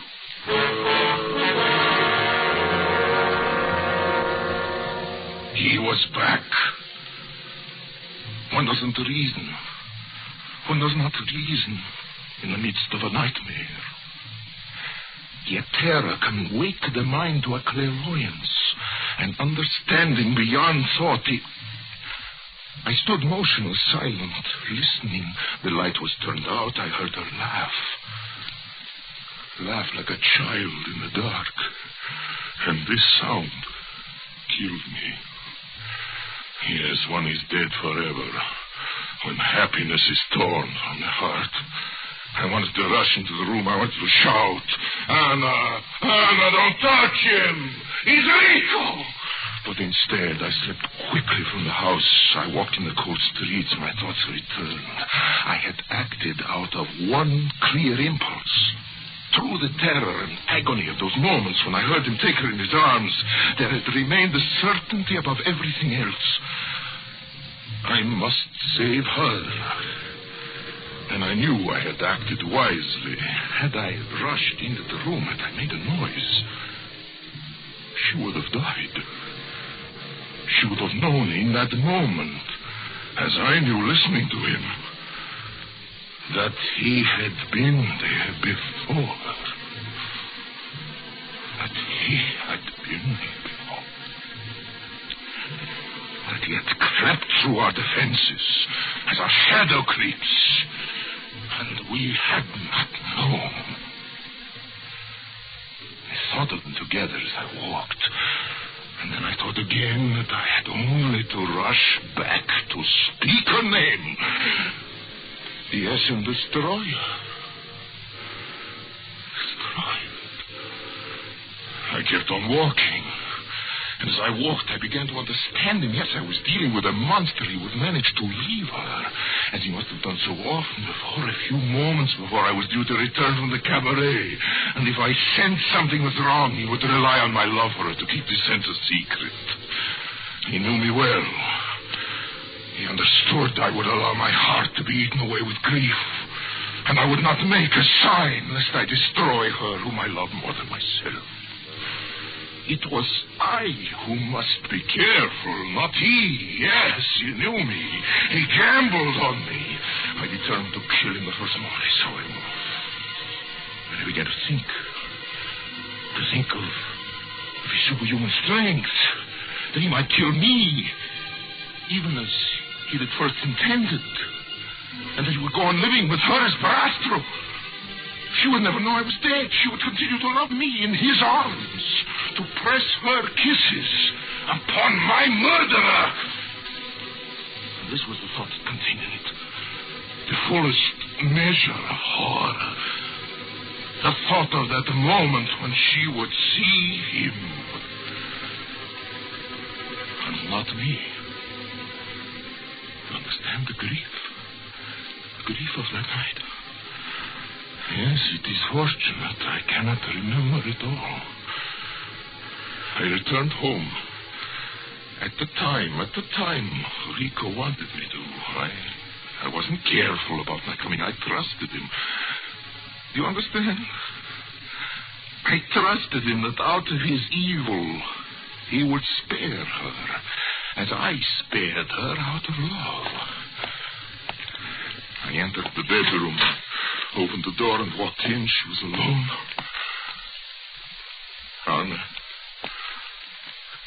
Anna, dear. Anna, it's I. It's I. It's not Rico. It's I. It's I. Anna!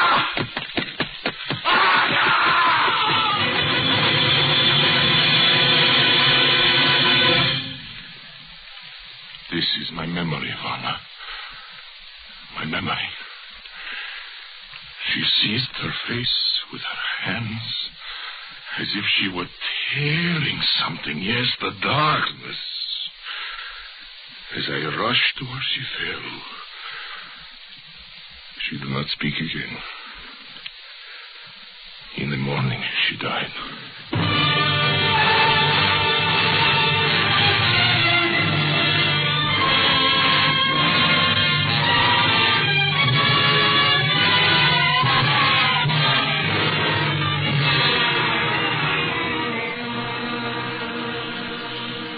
That is the story, as nearly in Barastro's words as I can remember them. When he'd finished, he got up quietly, looked at me a moment, and said, "Thank you for listening to me, Mr. Spear. You understand now my prediction that there will be one less magician alive in the world within a fortnight." And he turned and left my office. I must admit that the whole thing shook me rather badly.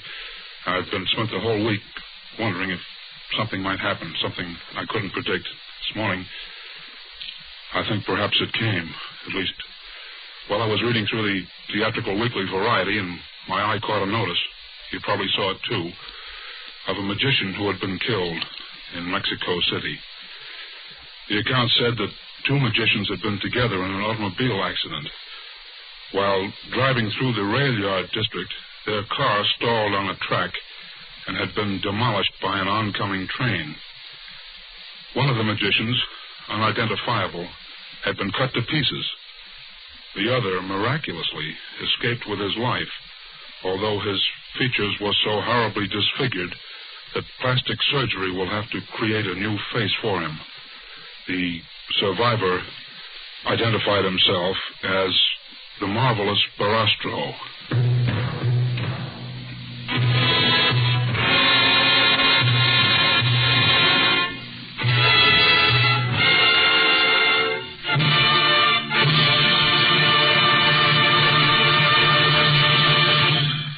So closes Ben Heck's story of the Marvelous Barastro, starring Orson Welles. Tonight's tale of Suspense. Before Mr. Welles returns to our microphone, a message from the sponsor of Suspense. Why is the making of good wine like a proverb? Because both are based on long experience. For you to enjoy the many different taste-delighting Roma California wines, first there had to be long years of painstaking cultivation of some of the world's finest vineyards. Plus, year upon year of development of the art and skill that go into the making of these fine Roma wines. Your first sip of any of the good-tasting Roma wines will confirm the presence of these needed years of preparation. Will tell you why Roma wines are America's largest selling wines. Your taste will thrill to the superb quality and the downright satisfaction when you try, say, the tangy, delicious Roma Sherry, or the rich, hearty Roma Burgundy, or the sweeter, heavier Roma Port. You'll be thrilled, too, when you learn such great enjoyment costs so little, mere pennies a glass. You'll want to add your voice to the international praise of Roma wines now rising in many lands. In these words, Roma wines are truly magnificent. Let me repeat the name, R-O-M-A, Roma Wines, made in California for enjoyment throughout the world. This is Orson Welles. It was a great pleasure, ladies and gentlemen, as it always is, to appear as a purveyor of suspense. And next week, Mr. Spear would like me to tell you that Mr. Ed Gardner, better known to you as Archie, the elite proprietor at Duffy's Tavern, will make his debut.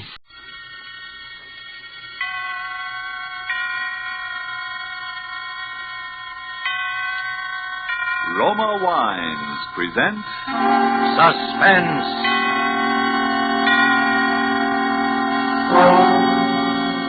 Roma Wines, made in California for enjoyment throughout the world. Salud. Your health, senor. Roma Wines toast the world. The wine for your table is Roma Wine, made in California for enjoyment throughout the world. This is the Man in Black, here for the Roma Wine Company of Fresno, California, to introduce this weekly half hour of Suspense. Tonight from Hollywood, Roma Wines bring you a star, Mr. Ed Gardner, better known to you perhaps as Archie, the proprietor of Duffy's Tavern, where the elite are wont to meet to eat. Mr. Gardner tonight makes his debut as a dramatic actor. He will not appear tonight as Archie, but in a role entirely different from any he has ever played before. And so, with the suspense play called The Palmer Method, and with the performance of Ed Gardner as a pen-pushing gentleman named Joe Palmer, we again hope to keep you in suspense. Then I will be back at 8 o'clock. Okay, that'll be okay. You will be waiting for me? Oh, don't worry, baby. I'll be here. Oh, brother, will I be here?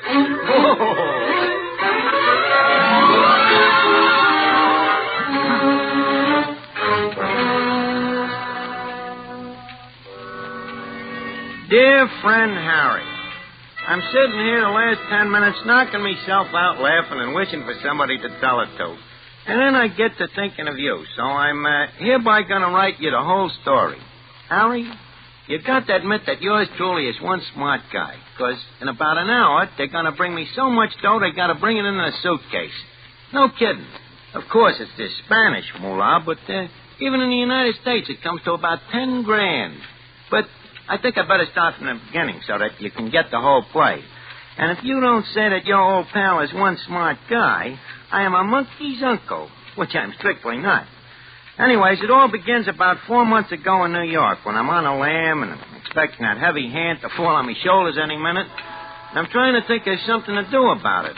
It happens that I'm down to about $3, which makes thinking a very tough proposition, even for a bright guy like me. Well, anyways, things being what they are, I naturally only go out at night.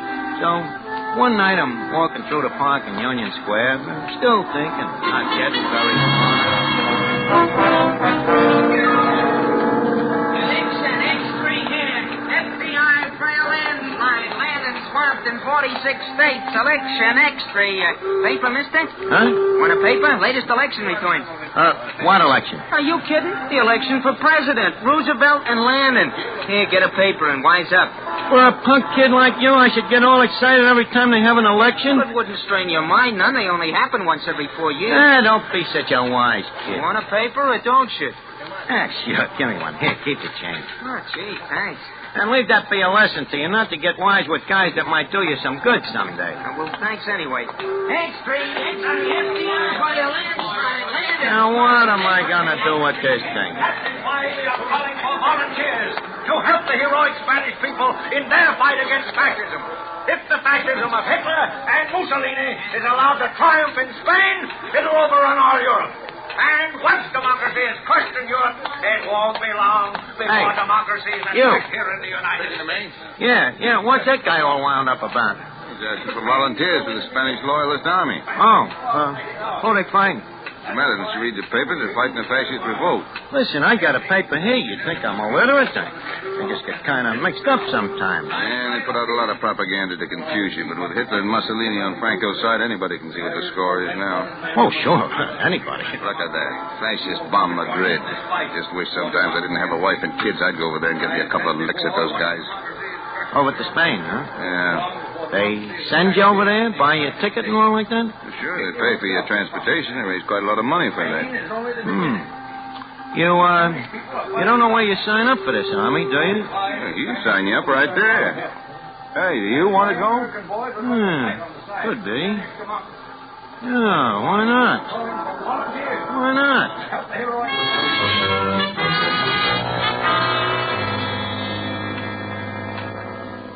You get to play, Harry? Not so dumb, huh? I not only lay him out of the country like cool off, but I get a free ticket. It's what I always say, Harry. A guy with real brains can always get by. Of course, I know strictly from nothing about this war, but I naturally figure it's one of them tango revolutions like you see in the movies with a couple of guys riding around shooting off their rods at nothing in particular, and pretty soon everybody goes home. But sometimes I wish I had read the front part of the papers a little more at that, because when I get off the boat at Spain, at a burg by the name of Barcelona, I find out this ain't such a funny war after all. This fascist mob is really not going to join around. There's shooting going on. They're dropping bombs from airplanes. And the next thing you know, they got me in a uniform. So I'm standing there at the railroad station with a bunch of other guys, a whole mob of us. It looked like the $2 one at Belmont. Seems we're going away somewhere on a train. Next. Step up here, please. Next, your name, please? Padway. George Padway. Oh, your number 336. Car 7, compartment 3. Next, please. Palmer. Joe Palmer. How did you spell it, please? Palmer. Like the Palmer method. Oh, yes, Palmer. You are 337, please. Car 7, compartment 3. With Padway. Oh. Next, step up, please. Hey, you, Padway. Someone calling me? Yeah, look, my name is Joe Palmer. We're supposed to ride in the same compartment or something? Oh, splendid. Car 7. It's down this way, I imagine. Well, I'm glad you know. I can't make head or tail out of these dinky rattlers. Oh, of course, you're American, aren't you? What else? Here, let me give you a hand with your gear. Oh. Yeah. Thanks. Hey, these guys take this war pretty serious, don't they? Well, rather. What did you expect? Yeah. From what I see around this Barcelona, it looks to me like if they ain't careful, somebody's apt to liable to get killed. Well, if you think this is bad, what about Madrid? They're dying up there by the thousands. Yeah. What? Madrid? Ain't that where this train is going? Well, of course. They're sending us up to keep them out of University City if we can. And you say they're getting knocked off by the thousands? I'm afraid so. That ain't good. Not worried, are you, old man? Oh, no. No, I was just thinking that, you know, that... Please, senores, papers, please. Bueno, Padway, 336. No, and you are Palmer, 337. No, I'm... All in order. Wait a minute, you got us mixed. Well, how do you like that? Seem to have us mixed, what? Yeah. That would be funny, wouldn't it, if they got us mixed up? You, Padway, and me, Palm. Yeah, that would be funny, all right. That would be very funny.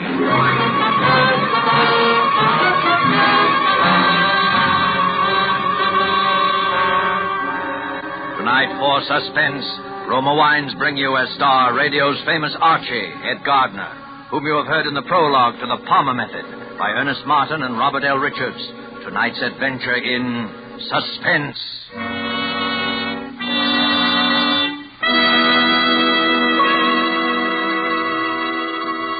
In In this brief intermission in the play, let us journey in fancy to Havana and sit at a table in the gay Restaurant Paris. At the next table, we see a farewell party given for an American visitor. The American is wondering how he'll be able to repay in his own country the hospitality shown him in Cuba. Reassuringly, his Cuban host remarks, "Es muy fácil, amigo. Just be sure to serve wonderful Roma wine. It is wine imported by us from your own country. Roma wine." Indeed, Americans can well be proud that judges of fine wines in so many lands now acclaim the wines of California among the world's most enjoyable of all time. Of these truly superb wines, Roma wines are America's largest selling wines. If you aren't already one of the millions enjoying Roma wines regularly as a delicious beverage any time, to add sparkle to any meal, to smarten your entertaining, make your own taste test to choose your favorite, choosing from Roma wine's many different wine types. When you learn their modest cost here in America, with no import duty to pay, no expensive shipping charges to absorb, you'll know why we say Roma wines are for your daily enjoyment. I'll spell out the name for you. R-O-M-A. Roma wines. Made in California for enjoyment throughout the world. And now let us return to Joe Palmer as he sits in a hotel room in Spain writing a letter. Ed Gardner is our star in The Palmer Method, a tale well calculated to keep you in suspense.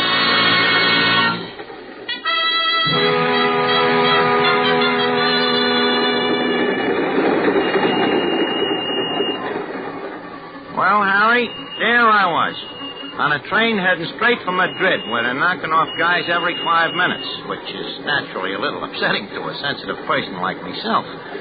Anyways, I get to thinking about this Padway guy I'm riding with, and I can see there's something different about him, different from the rest of these guys, so I get to thinking about a plan. I say, what in the world are you doing there? You've been working away at it the last half an hour. Me? I'm just practicing. Practicing what? The Palmer Method. Well, what in heaven's name is the Palmer Method? You never heard of the Palmer Method? Huh. It's penmanship. The way they learn you to write when you're a kid. Some guy named Palmer invented it. See? You make these ovals and lines. Pretty soon it learns you how to use your whole arm. See? Makes your writing very pretty. Well, aren't you a little old for that sort of thing? Well, it depends on how you look at it. With me, it's a business. Oh, you're an instructor in penmanship? Yeah, that's it. An instructor in penmanship. What's so funny? Look, when I'm a punk kid in PS4, the only subject I can pass is penmanship, see? I'm a whiz at this Palmer Method, so naturally, me name being Palmer and all, it kind of makes it a standing joke, you know? The kids would all holler, "Joe Palmer, he flunks in everything but writing. That's the Palmer Method." Oh, I see. Yeah, that's how it started. But now I still like to keep in practice because, well, like I say, by this time, with me, it's a business. Yes, and I still don't quite see how it can be much of a business. You ask a lot of questions, don't you? Oh, I'm terribly sorry, old man. I don't mean to pry, you know. Oh, it's okay. What about you? Me? Yeah. How about me asking you a couple of questions? Why, of course. Anything you like. You're English, eh? That's right. Yeah, I could tell that right away. Really? You'd also tell that you're not exactly a stumble bum. I bet your old man is in the chips, huh? You mean wealthy? Matter of fact, he is rather. Maybe even a lord or something? No, nothing like that. You know, lesser nobility. I thought so. Big shot, huh? You ever been to this Madrid before? No, never have. You know anybody there? Not a soul, as a matter of fact. At it again, I see. I say, you know, you never did tell me about that Palmer business. You mean how come it's a business with me? Mm-hmm. I write checks. Write checks? Yeah, with other people's names on them. I might add that I'm about the top man in the profession. Oh, you're I guess they call it the same thing in England, don't they? Forgery.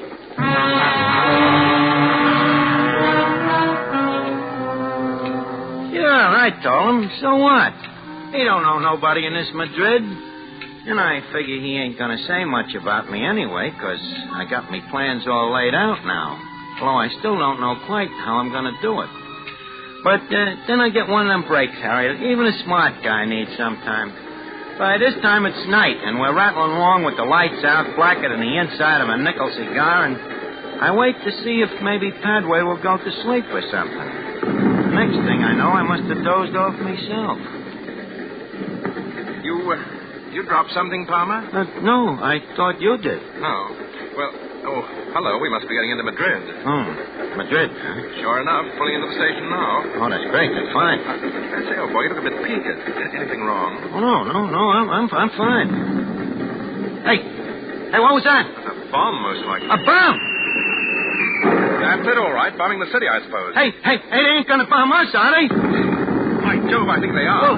What do we do, Padway? What do we do now? Keep down on the floor and hope for the best. The best better be awful good. This is a bit ironic, I must say. Watch out for this one.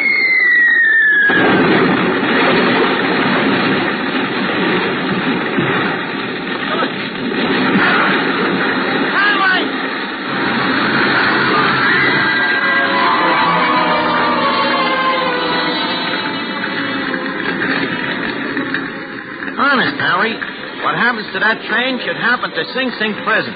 I look around, there's Padway over by the door, out like a light. And I can see he ain't long for this world, poor guy. Me, I'm lucky. I don't have a scratch on me, so naturally, now is when I go to work. I go through his pockets and take out his papers. There's a passport, some letters, and a wallet with quite a bit of dough in it. And I take a couple of things I got out of my own pockets, and I put them in his. Only just then, Padway starts coming out of it. Well, Harry, what would you do if you were me? Like I say, I'm opposed to violence as much as the next guy. But there he is, looking at me. And the guy ain't gonna live very long anyway, maybe. So I grab me rifle and I tap him on the noggin. And sure enough, he's gone again. But for good this time. And not none too soon, because there's some guys coming to the rescue. One of the guys pokes his head in my door. Come again? You all right in here? I guess so. What happened? Don't you know? You're lucky to be alive. Yeah, I know, but this guy, he wasn't so lucky. Huh? Oh. He's dead, all right. Do you know him? Yeah, I know him, but I forget what name he told me. He's got his papers on him, I guess. Oh, let me see here. Oh, yeah. Joseph Aloysius Palmer. Oh, yeah, that was it. I remember now. Palmer, yeah. Poor fellow. Well, he died in a good cause. Yeah, you're right there, brother. He certainly died in a good cause.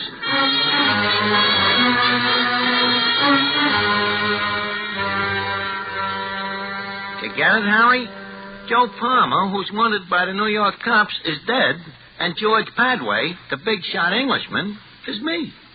So I duck out quick to a hotel, and I get me a change of clothes, and I figure I better take a look through the rest of Padway's stuff to maybe get an angle.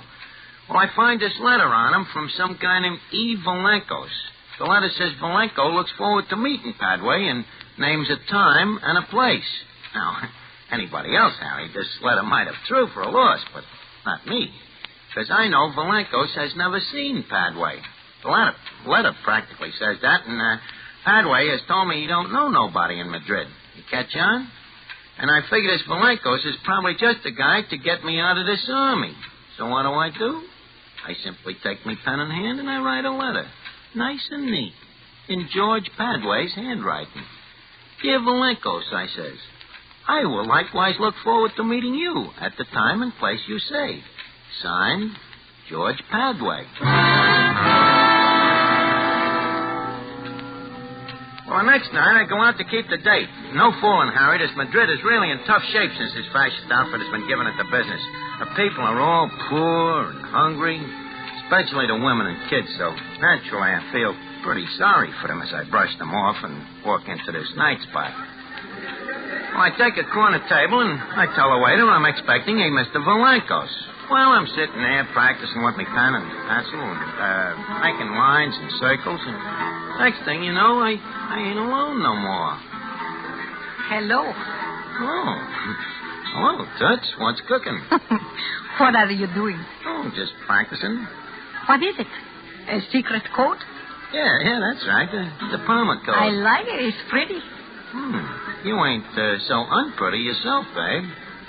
Only, I got a little business tonight. Oh, but aren't you going to ask me to have a drink? Yeah, but, wait a minute, how about getting out of here and going someplace else, huh? What about your business? Well, with a babe like you around, I'm afraid the business will have to wait. Well, where shall we go? How about going up to my hotel room? You mean room 359? Yeah. Hey, wait a minute. How do you know? What is your name, senor? George Padway. So what? You are well known, senor. Well, certainly, but, My name is Elena. Well, that's fine, Elena, but, now... My last name is Villancos. Villancos? Well, I'll be a monkey's uncle. Oh, no. No, I do not think so, senor. So you're the Villancos I'm supposed to meet here. Well, in that case, Elena, just call me George. Of course, George. Now I think perhaps we had better go to that hotel room of yours after all, huh? Yeah, sure. Good idea. There is one thing I cannot wait to do. Yeah? What's that? Congratulate you. Oh, thanks. What? Why, for that troop train job, of course. Oh, well, it was nothing, really. But there is still something I do not understand. What's that, baby? How did you manage to blow it up while you yourself were on it? Huh? Look, let's go up to the room. We'll talk the whole thing over.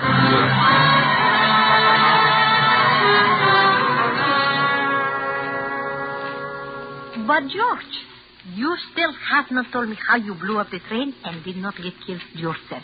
Well, do I have to tell you everything? Perhaps that is why you are so successful, huh? You have your little secrets? Trade secrets. You know, there's secrets in every trade. But, of course, I forget you got your training with the Gestapo in Berlin. Yeah, they taught me a couple of things. Tell me, were you in contact with the firm of Krupp when you were in Berlin? Well, I saw something of them, naturally. And what about Deutsches Farbenindustrie? Very fine firm. I guess there must be a lot of dough on our side, huh? But of course, we have the money. The others, the scum. They have the rags on their backs and the few rifles they get from the Bolsheviks. Sure, yeah, but now about this money. Yes. Well, you see, the fact is I'm a little short myself. Well, we always have more work for you to do. Oh, sure, that I know. But first, don't you think that... So that is why you are so suspicious with me. You want first the money. Well, that's the usual way, ain't it? But, of course, I can arrange that. How much do you want? Well, how much do you figure the job is worth? Well, perhaps as much as 50,000 pesetas. How much is that in in pounds? About 1,000 pounds. That. No, I don't think I can do it for that kind of dough. 1,000 pounds is a lot of money, George. Yeah, but think of the expenses. What expenses? Well, things like, just dynamite, for instance. You don't get that stuff for peanuts. You know. Oh, George, you are teasing me.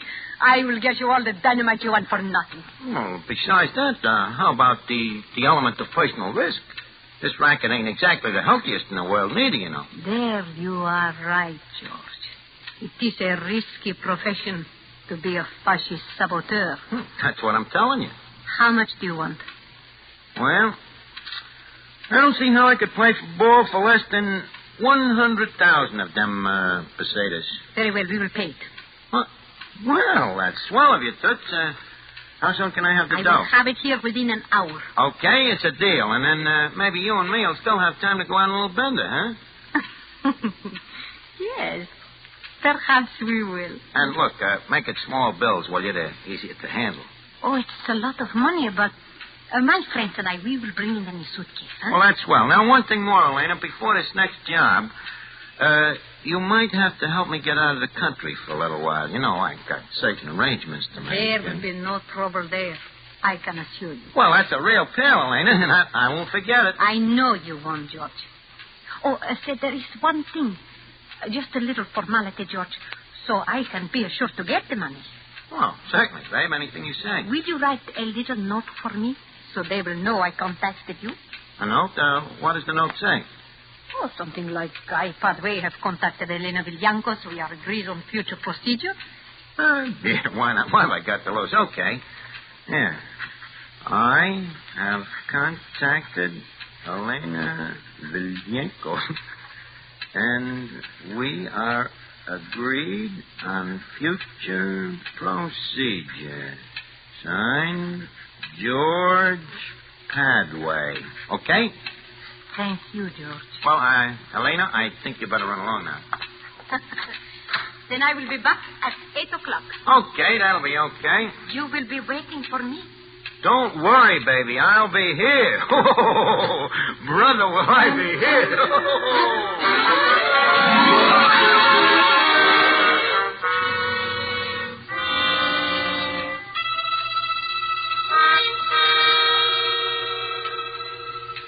So now, Harry, you can see why I'm practically killing myself laughing while I'm writing you this letter. Of course, while I'm writing that note in Padway's handwriting, I can hardly keep me face straight. It's so right up my alley. The only thing that worries me a little is me conscience, if you can pull what I got that on it. Kind of, it really makes me sort of way this fascist mob I'm hooked up with is kicking the rest of the people around. However, I'm up to the ears now, too, and I got to think about yours truly first of all, right?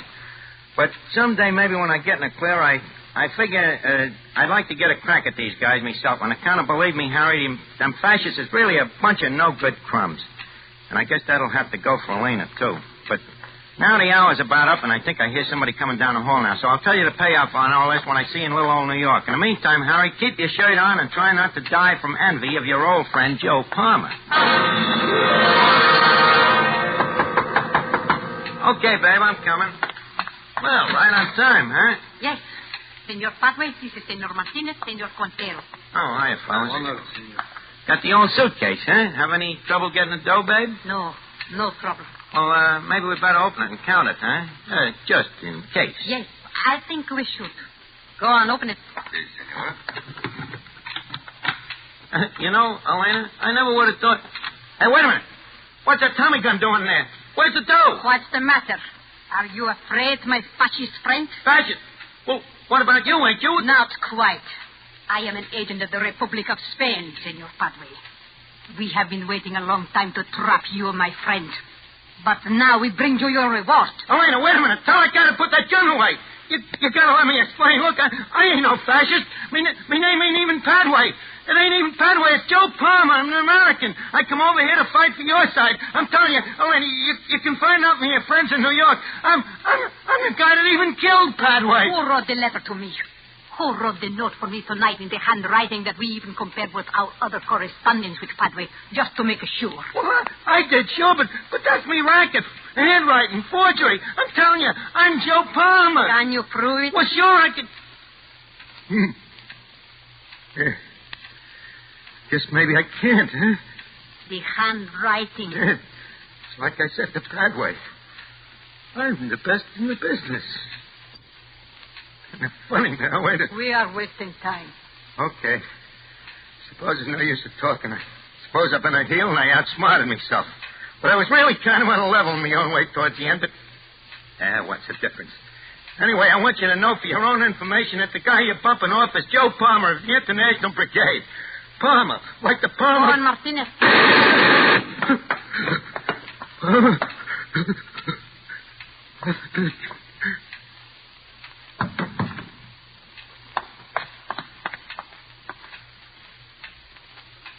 A smart agent.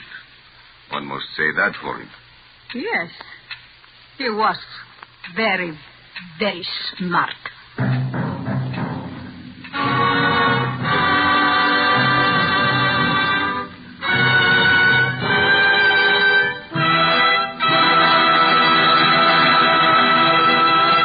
And so closes The Palmer Method, starring Ed Gardner. Tonight's tale of suspense.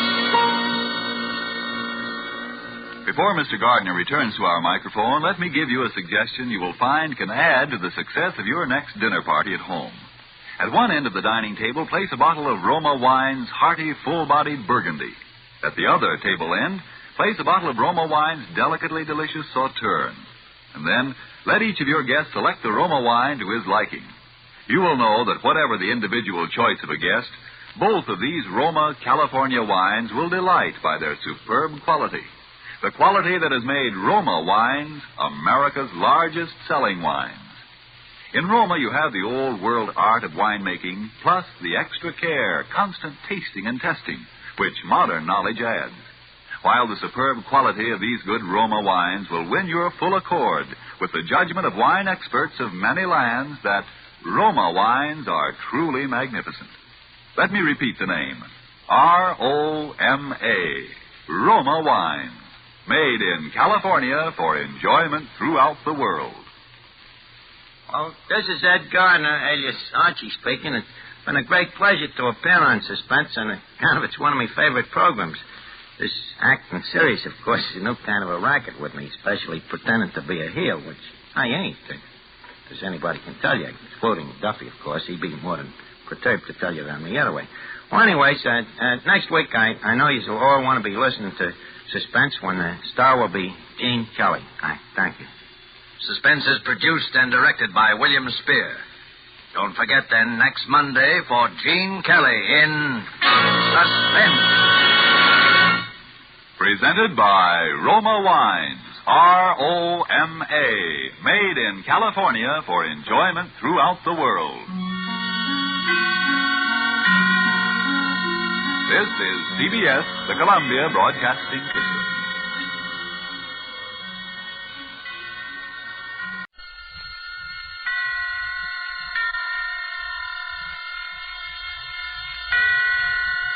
Roma Wines presents Suspense.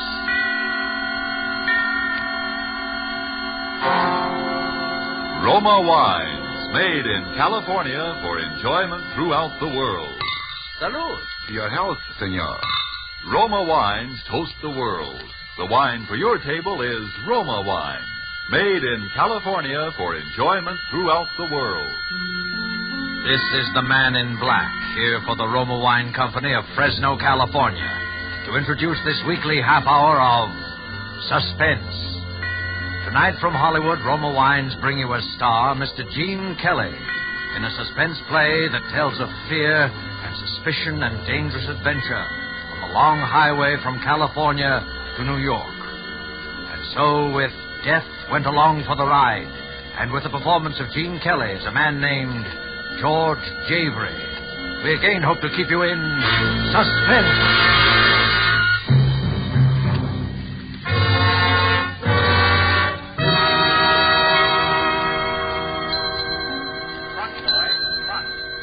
Brown to 314? Yes, sir. I want a room. The name, sir? George Javery, but I haven't got a reservation. Oh? Well, I think we can fix you up, Mr. Javery, if you'll sign, please. Sure. Excuse me, friend. Yes? I couldn't help hearing your name, Javery, huh? Oh, that's right. In relation to Frank Javery of Cincinnati? Well, not that I know of. Oh. Kind of a funny name. No offense, you understand, but I just thought, you know. Sure, I know. Been doing quite a lot of traveling, haven't you, Mr. Javery? Huh? I see all them stickers on your bags. Oh, yes, I've been out of the country. Room 610, $450 a day. Will that be all right, Mr. Javery? Sure. You, going to stay in Reno very long? Just overnight. Going east? Uh-huh. You driving?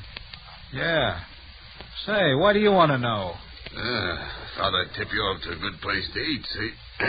You like steaks? When I can get them. Better stop at Harry's place, then. Best steaks between here and Chicago. Here's the address. I wrote it down for another fellow this morning, but he left before I could give it to him. Well, thanks. You, driving back east alone? Yes. Say, what did you say your name was? I didn't, but it's Brown. Steve Brown. Well, look, Mr. Brown, if you want a free ride east, why don't you just... No. I'm heading up to Portland, see. Oh, well, have a good trip, Mr. Brown. Same to you, Mr. Javery. Thanks. Don't forget to stop at Harry's place, Mr. Javery. I think you'll find it a very interesting spot. Very interesting. Mr. Javery. What is it? Did you notice a fellow with only one arm? No, where? I didn't think you did. He said he was a friend of yours, but don't have nothing to do with him, Mr. Javery. He's no friend of yours. He's no friend of anybody. Don't have nothing to do with him. Oh, here's your drink, Mr. Javery. Thanks. Oh, did your friend find you, Mr. Javery? What friend? One-armed fella. He was looking for you. He said I should keep my eye out for you. A one-armed man, Mr. Jeffrey? Why, no, there's no guest at the hotel that answers that description. I tell you, I seen him coming out of your room, Mr. Jeffrey. I don't know how he got in there, but I seen him coming out. You heard me. I'm checking out. If there's anything wrong... No, there's nothing wrong. I'm just checking out, that's all. But at 3 o'clock in the morning... Look, I said I'm checking out. Now, please get my bags out to the car.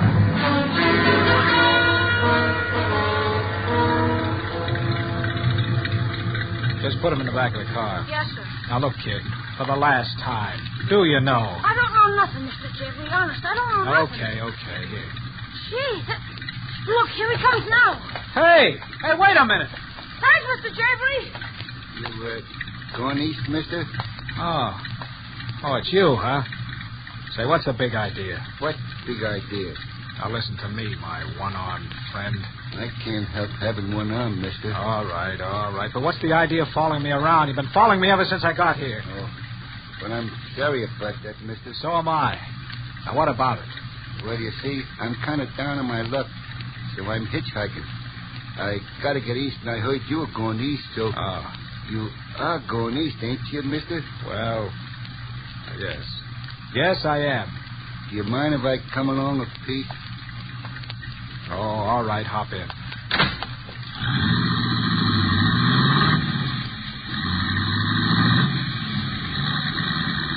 Say, there's one thing you haven't explained to me yet. What's that? What were you doing in my room? Hitchhiking? I was never in your room. The bellboy said he saw you come out. I don't know what he said, but I was never in your room. Oh. It's kind of late to start driving, I guess. I don't mind. I'm used to night work. Oh. Say, I don't think I got your name. Jones. One-armed Jones, they call me mostly. You traveling far, Mr. Jones? As far as St. Louis. Uh-huh. Have you been in San Francisco lately? No, I came by way of San Diego. Why do you ask, Mr. Jeffrey? Oh, nothing. I thought I might have seen it. What's the matter? How did you know my name? Your name? That's an old hitchhiker's gag. Hang around a hotel lobby and find out who's who and maybe where he's heading, see? Yeah. Say, there doesn't seem to be much traffic tonight, does there? No.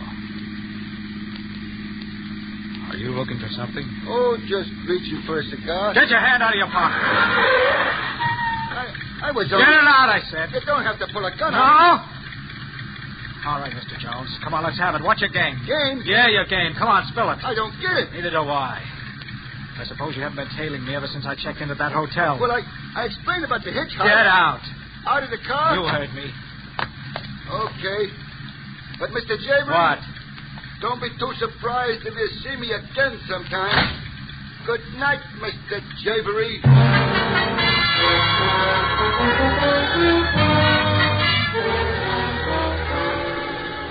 Tonight for Suspense, Roma Wines bring you a star, Mr. Gene Kelly, whom you have heard in the prologue to Death Went Along for the Ride by Henry Denker and Ralph Berkey.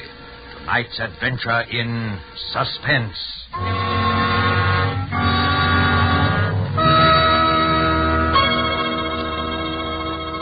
In this brief intermission in the play, let's imagine we're listening to a conversation taking place at the smart Coral Beach and Tennis Club in Bermuda. An American about to depart for the States thanks his Bermudian friend for the gracious hospitality shown him, and in particular for the especially enjoyable wine his friend served. He remarks how much he'd like to be able to get some of that same wine at home. The Bermudian chuckles as he says, "But my friend, that wine you enjoyed so much, it comes from the great wine districts of your own California. It is Roma wine." Yes, friends, many Americans are still not aware that Roma wines are so highly rated in many foreign lands that they are imported to be enjoyed as rare luxuries. But here in America, we can still enjoy these superb Roma wines as a daily pleasure, well within reach of the most modest purse, with no high import duty, no expensive shipping costs included. That's why Roma wines cost you so little. Have you been overlooking the enjoyment these richly satisfying Roma wines offer? As a delectable beverage at any time, as the addition that can make any meal an occasion, as a sure-to-be appreciated offering to your guests when you entertain. You get some idea of the great worth of these fine Roma wines when you learn Roma wines are America's largest selling wines. I'll spell the name for you. R-O-M-A, Roma wines, made in California for enjoyment throughout the world.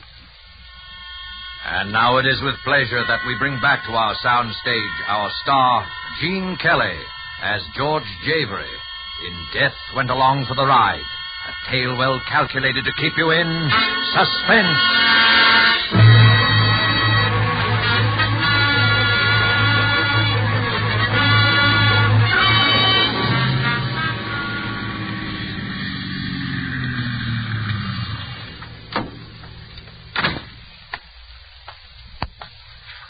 All right, put him up. Come on, get him up and step out in front of those headlights where I can see you. Come on before I let you... Shoot, mister. Well, what do you want? Not to get shot right now. Oh, I'm sorry. Kind of jumpy, aren't you? Yeah, maybe. Were you going into this joint here? Well, I was. Well, come on, I'll buy you a cup of coffee. I think I earned it at that. Well, howdy, folks. Good to see somebody out kind of late, eh? Yeah. Black coffee, huh? How about you? The same, I guess. Look, I'm sorry I frightened you. Say, what's your name? Eileen Harrison. What's yours? George Javery. Say, what are you doing walking along 1,000,000 miles from no place at this time of night? I started driving east in a $50 jalopy yesterday like a fool. It just fell apart on me.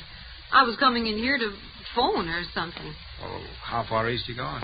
Greenwich, Connecticut. I'm going to New York myself. You're welcome. I mean, if... Well, I... Oh, look, if you don't like me, you can always get out and start to walk again. What have you got to lose? Well, all right. Thanks. And I could use a little company right now. Well, here you are. Piece of pie? Piece of pie, bud? Huh? Oh, no. How about a hamburger? We got good hamburgers, you know. We got... No. Just be quiet a minute, will you? Be quiet? Yeah. What's the matter? Shut up, now, the two of you. Sure, anything you say. Say, what's the matter with you? I'm listening for something, that's all. What? There he comes. Hey, where are you going? That wasn't it. You know, what's going on, bud? You hot or something? Now, there's a car out there. It's been following me for the last 200 miles. Yeah? How'd you know? I know it. I took a side road. He did, too. I tried to duck him, and he hung on. He kept following me. I'm sure that... Listen, that must be it now. He's not coming in. He's waiting. For what? Me. Look, Eileen, here are the keys to the car. Go out and drive it up the side entrance. I'll be waiting at the door. All right. No. Go ahead. He won't hurt you. Hurry. Okay. Hey, mister, you ain't in trouble, are you? I don't want no trouble in my keep your shirt on. You'll be all right. Here. Don't you want your change? No, keep it. Hop in. I'll slide over. Thanks. Look back now. See if that other car follows. I don't think so.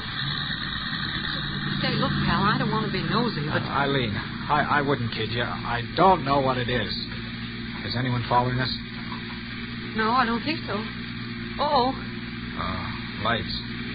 Well, that doesn't necessarily mean it's someone following us. No? How fast are we going now? About 60. All right, watch. Hey, please, be careful, George. I'll be careful. Is he coming? Uh-huh. I think he's gaining on us. Yeah, I thought so. Well, we'll see how much this guy wants to play. He had a pretty big car, you know. Yeah, I know. Is he still gaining? Closing up pretty fast. Oh, I can't stand this much longer, and I'm going to do something about it. What are you going to do? I'm going to pull to one side, slam on the brakes, and see what happens. George! I'll force him into the ditch if I have to. It's what he's trying to do to us. Hang on. George! I'm trying to.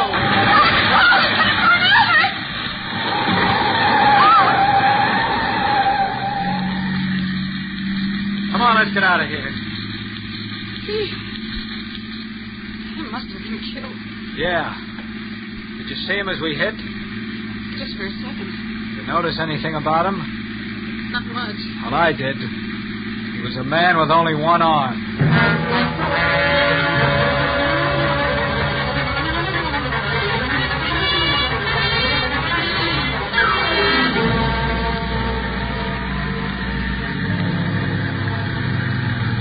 Well, this is that Harry's place that guy told me about. You sure you like steak? Who doesn't?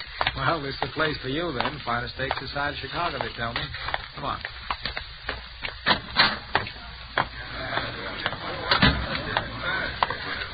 Table for two, sir? Yeah, please. Right this way. The whole thing amounts to this. Might be. Right here. Here's a nice table right by the window. That's fine, thanks. And, Madame? Thank you. 2 steaks, please. Both medium rare. All right? Yes, sir. Thank you, sir. George, to get back to our little problem. Our little problem? All right, so it's your problem and I'm stuck with it. Are you sure you don't have any enemies? How could I? I've been out of the country for over a year. I didn't have any when I left. Well, could there be any connection with that work you were doing with the Chinese government? Oh, not a chance. Well, look, I don't know any secret plans, and I'm no agent X9. Well, all that's out. Well, maybe it's all just a coincidence. Oh, sure. A one-armed guy tags me all over Reno, then says he's a poor hitchhiker. Then he acts like he's trying to pull a stick up, and then 100 miles beyond where I've dropped him, he shows up in a big Cadillac. Just a coincidence. Call for Mr. Jabry. George. Telephone for Mr. Jabry. Call for George Jabry. Yeah. Another coincidence. What do you suppose? I don't know, but I'm going to find out. George, don't. Come on, we'll both go answer it. Are you Mr. Jabry? Yeah. Well, that's good. They've been trying to reach you all day. All day? Yes, this is about the 10th call we've had for you. The phone booth is right this way. One little coincidence after another. Calling me all day at a joint I've never been in before in my life. George, don't answer. Now, look, you just keep an eye out while I'm in the booth. Oh, pardon me. Why, of course. Hello? Hello? Hello? Can I help you, sir? What? Yes, I had a call on this wire, but... I'm sorry, but your party seems to have disconnected. Did you call them? No, forget it. What was it, George? Come on. Let's go out to the car. Well, what was it? I don't know. Whoever it was, as soon as I answered, they hung up. Come on. There's a guy following us. The guy I bumped into at the phone booth. Oh, that's what that phone call was for. Get in the car, quick. Here he comes. Oh, Mr. Jeffrey. George, he's pointing something. It's a camera. Thanks, Mr. Jeffrey. Hey, what's the idea of taking pictures of me? It's a hobby. I'll send you a print at the morgue.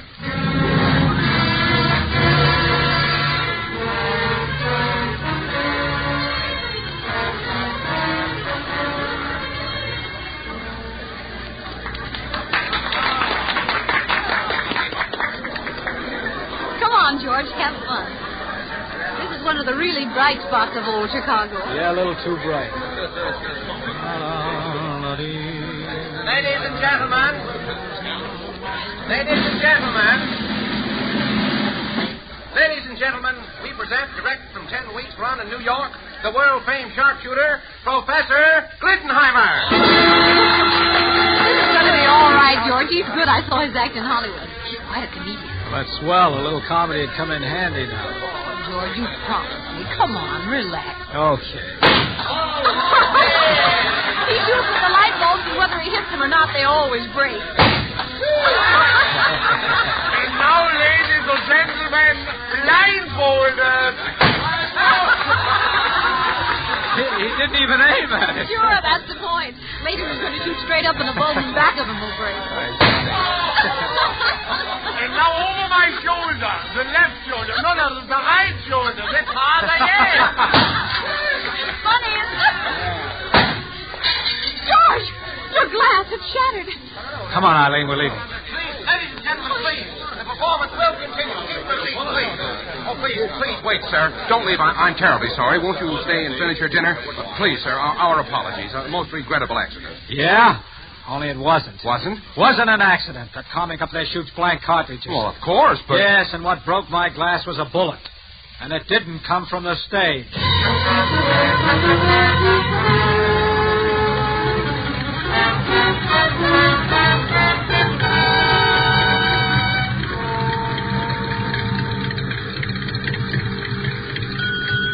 $1. Thank you. Good old Bear Mountain Bridge. Well, we're almost there. Yep. With any luck, we ought to be in New York by 10 o'clock. And the way you've been driving, I don't see how anyone could have followed us. Oh, why do you think I was driving that way? Gee, it's a beautiful night. Look at that moon. Yeah. Let's stop a minute. Why? Oh, I don't know, just to look down at the water. All right. It's been a long time since I've seen the old Hudson River. I guess I better turn out the lights. I'm not sure I'm allowed to stop in the middle of the bridge. Come over here by the rail, George. Gosh, isn't it lovely? Yeah, it really is. Now look at that boat down there. It looks a little. I wonder how far it is down to that water from here. Oh, I guess about 150 feet or so. I'm awfully glad you decided to come this way. Why did you? Oh, it's less traffic and not as many cars as on the George Washington Bridge or the tunnel, and, well, there's less chance of being spotted. You still thinking of that? That's kind of hard to forget, isn't it? Just the same, I wish you would. It's not doing you. Look. What? It's a car, and it looks like it's going to pull up behind us. George, you No, I don't know, but if some monkey's looking for trouble, he's going to get it because I've had enough. What are you going to do? Now, look, I'll crouch down in front of the car here where he can't see me. He'll pull up behind us so his headlights will be on us if he's up to anything funny. Now, he's beginning to pull over now. Now, look, okay. You talk to him. Stall him. Then we'll see. All right. But, George... Hey, don't you know you're not allowed to stop in the middle of the bridge? Why? I just stopped a minute to look at the water. You alone? Why, yes. I thought I saw a man standing here with you just now. No? There's the California plates on your car, ain't there? Yes, I just drove through from the coast. You pick up any hitchhikers on the way? Anybody that looks like this? Like what? Like the guy in this picture. Well, that's the picture someone took at... I thought so. All right, sister, where is he? Right here, bud. George, look out, he's got a gun. Why, you... Now, let's see how good you are without a gun. George, the railing, he's trying to throw you over. George! Come on, kid, let's go.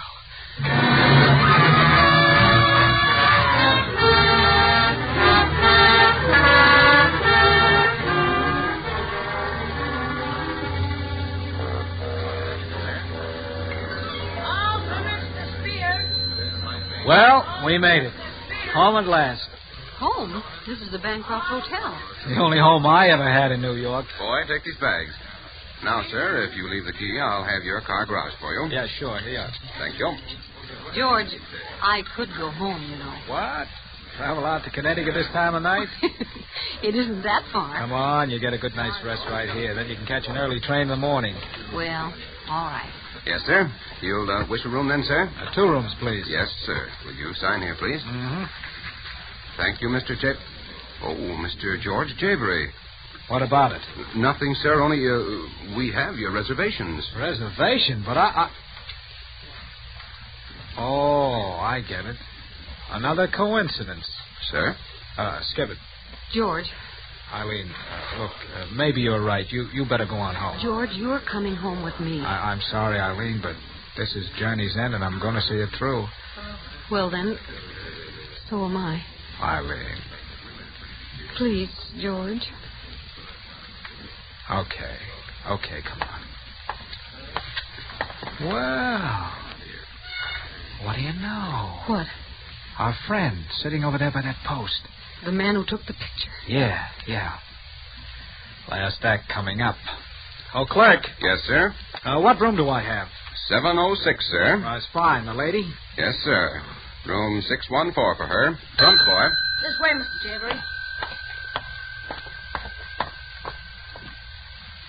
Going up?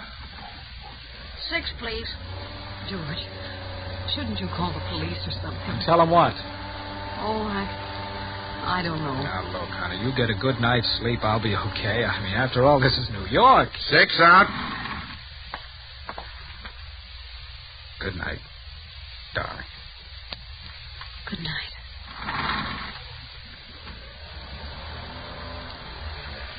7. It's right this way, sir, to the left.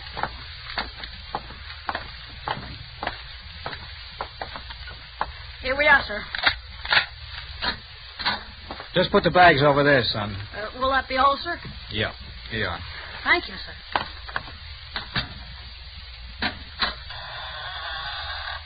Hello, George Avery.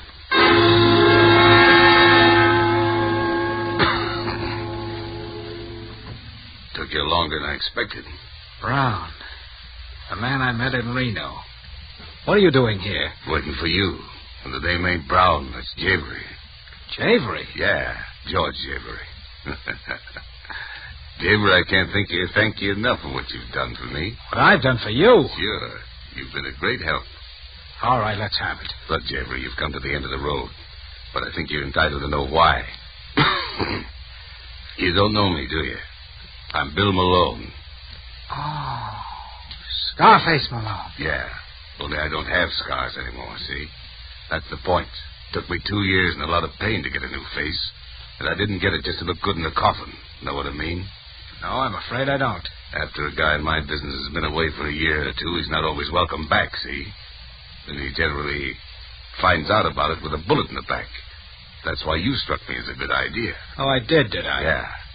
I don't believe in taking chances, see? The boys thought I was coming east under the name of George Javery. Oh, so the one-armed guy and all the rest... No, he was one of my boys. And you were kind of rough with him, Mr. Javery. Well, he wasn't exactly playing beanbag himself. Jerry, he wouldn't hurt you. I just sent him to tell you so I'd have a line on where you were. After you dusted him off, it was just a break for me that you went to that steakhouse. Otherwise, I might have lost you.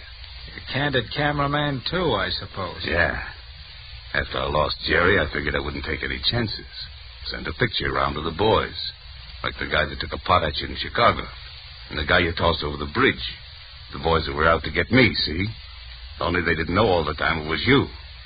No chances. Know what I mean? Yeah. Only I can't exactly say I'm glad to have been of service. So if you drop that gun, I'll go. Not yet, Javery. There's just one thing more you can do. Yeah? Stand over by that window. What for? Stand over there and drop your hands. Boys wouldn't quite understand it if you had your hands up. The boys? Yeah. The ones I've been telling you about. When I pull up that shade, they're going to take a pot shot at me through that window. When they do, they'll get me. Only it'll be you. They'll never know the difference. Now, over to that window. They know you're already here, so move. You don't mind if I sort of stroll, do you? After all, this is a surprise. Come on. Over to that window. And if I don't? I'll plug you. And if I do? You see, Malone, that's the trouble with your system. No incentive. You know what Don't make a move. George, is anything wrong? George! Get over there in that corner. Don't hurt her, Malone. He's going to lock the door, that's all. Taking no chances, see? Then here's some light so you can see what you're doing. What are you...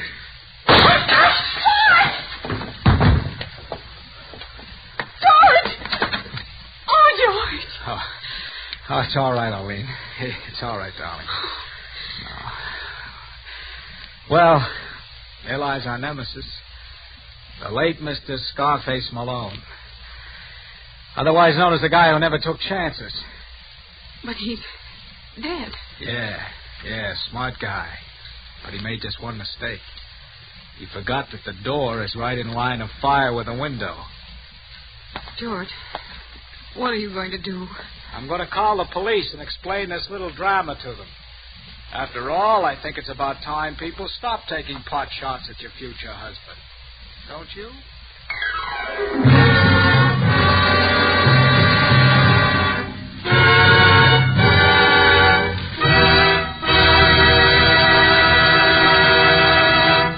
And so closes Death Went Along for the Ride, starring Gene Kelly. Tonight's tale of suspense. Mr. Kelly appeared through courtesy of Metro-Goldwyn-Mayer, producers of The White Cliffs of Dover. When entertaining guests at your home, are you able to go into your aroma wine cellar and say, which would you prefer, this delightful sherry or this sweeter, heavier port? Whichever of these or any others of the many equally fine Roma California wines you offered your guests, they would find you had poured a world of satisfaction into their glasses. If you are not one of the millions already enjoying these good Roma wines, don't put off this great treat another day. You'll be surprised at the tiny cost your Roma wine dealer will ask for such great enjoyment. Only pennies a glass by actual check. Now you can boast of your own private wine cellar, your private Roma wine cellar. And then, inspired by the great qualities of Roma wines, you'll add your voice to the swelling international chorus that says, Roma wines are truly magnificent. Let me repeat the name, R-O-M-A, Roma Wines, made in California for enjoyment throughout the world. This is Gene Kelly. I hope you enjoyed our suspense show this evening. I always feel that it's a pleasure and privilege for me to appear here because most of us who act for a living consider this to be radio's outstanding theater of thrills. Next week, I know you will want to be listening when your star will be Mr. Orson Welles, who will appear in The Dark Tower, a play written by those two very distinguished gentlemen, Alexander Wolcott and George S. Kaufman. And now just one more word. Fellow Americans, the attack for victory is on. You help make the victory more certain and bring it sooner when you buy more war bonds. Suspense is produced and directed by William Spear. Next Thursday, same time, you will hear Orson Welles in Suspense. Presented by Roma Wines, made in California for enjoyment throughout the world. This is CBS, the Columbia Broadcasting System.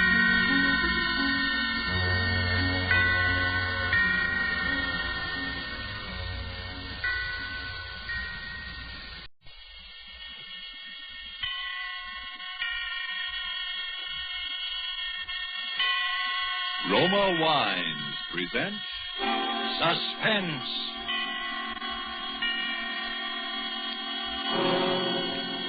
Roma Wines, made in California for enjoyment throughout the world. Salud. Your health, senor. Roma Wines toast the world. The wine for your table is Roma Wine, made in California for enjoyment throughout the world. This is the Man in Black, here to introduce this weekly half hour of Suspense. Tonight from Hollywood, we bring you Mr. Orson Welles. Mr. Welles will appear as star of the suspense drama called The Dark Tower, from the play by George S. Kaufman and the late Alexander Wolcott. But before we raise the curtain on this evening's tale of suspense, here is a message from your host, the Roma Wine Company of Fresno, California.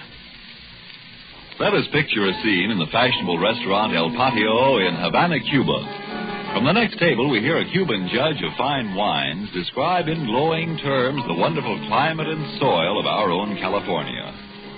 When his American guest points out that his Cuban host has never been to the United States, the Cuban answers, well, it's true I've never visited your California, but from only such perfect wine country could come sherry of such superb quality as that we have enjoyed, Roma California Sherry. Yes, by their example, wine connoisseurs of many other lands tell you that in Roma wines are all the great qualities that must be present in a wine for great enjoyment. It's for this reason these wine experts of other lands import Roma wines from great distances to be enjoyed as a rare luxury. But for you, this luxury of other lands becomes a daily pleasure, because you can enjoy any of Roma wine's many different taste-appealing wine types without additional charge for import duties and expensive shipment from great distance. These two great Roma wine features, superb quality and small cost, have made Roma wines America's largest selling wine. I'll spell out the name for you. R-O-M-A, Roma Wines, made in California for enjoyment throughout the world.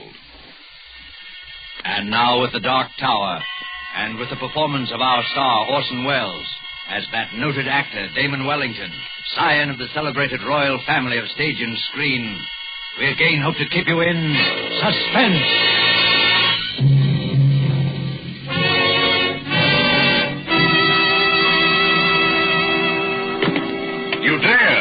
You dare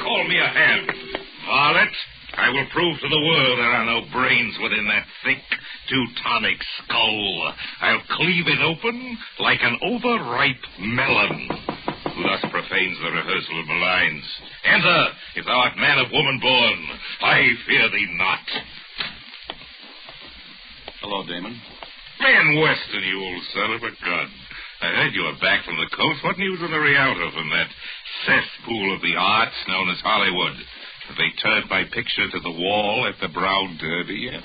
No, it's still there. I despise myself for wanting to know, of course.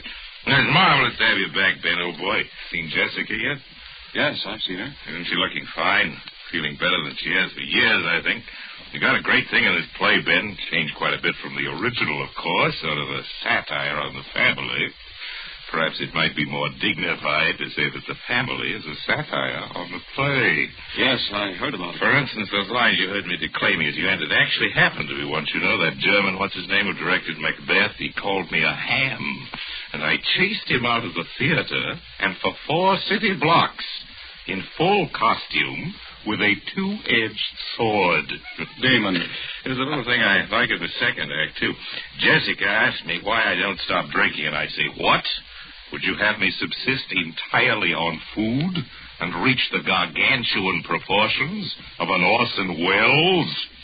That ought to needle a boy wonder. Amen. Damon, can't you stop clowning for a minute? Of course I can. Oh, what a rogue and peasant slave. Damon, please. Please be serious. What's the matter, old man? You know as well as I do what's the matter. No, frankly, I can't say that I do. To me, the world looks rather well. Does it? And Jessica feeling better than she has for years. Is she? Well, isn't she? Of course not. How could she be? And why shouldn't she be? Damon, don't you realize there's been a murder? Oh, to be sure, so there has, and a good thing, too, if you ask me. What of it? What of it? Can't you see the thing is hanging over this house like a curse? I hadn't noticed anything hanging over this house, profane or otherwise. And what about Jessica? Oh, I suppose it's bound to upset her a little, but she's really in fine shape, Ben. She's going to be marvelous in this play. There's more at stake in this than a play, Damon. The thing has never been solved. Perhaps it never will be. Perhaps that's just as well. But Jessica can't remember, don't you understand, Damon? She can't remember. Well, then, Jessica can't remember. Listen to me, Damon. I wouldn't mind it if it was just that other people thought she might have done it. But they would do that anyway. But she does. Oh, come on, Ben. I don't believe it. I've talked to her, Damon. I know. Oh, Damon, I love Jessica more than anything else in the world. You know that. Yes, Ben, I do. But this way, I couldn't. You couldn't marry a murderess, huh? I just think it'd be rather exciting. Now that you mention it, I rather wish I had. Instead of some of those I did marry. Damon. I'm sorry. Pretty serious to you, isn't it, old man? Did you think it wouldn't be? Well, to tell you the truth, Ben, I hadn't thought about it at all. That's the trouble with being an actor. As long as your part's good, you don't give a hang about the rest of the play. Have you told Jessica? Yes, we had a long talk. How did she take it? You know, Jessica, she carried it off, of course. Ben, you know, in spite of all our histrionic bickering, I'm rather nuts about Jessica myself. I know you are, Damon. I have no very fundamental objections to you, either.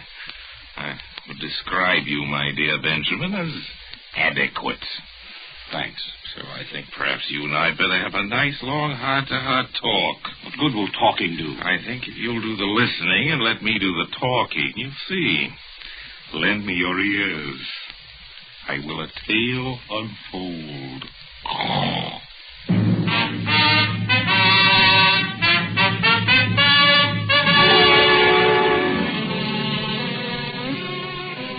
Well, Jessica, as you know, had been in a sanitarium for nearly a year. She hadn't been on the stage in more than 2 years.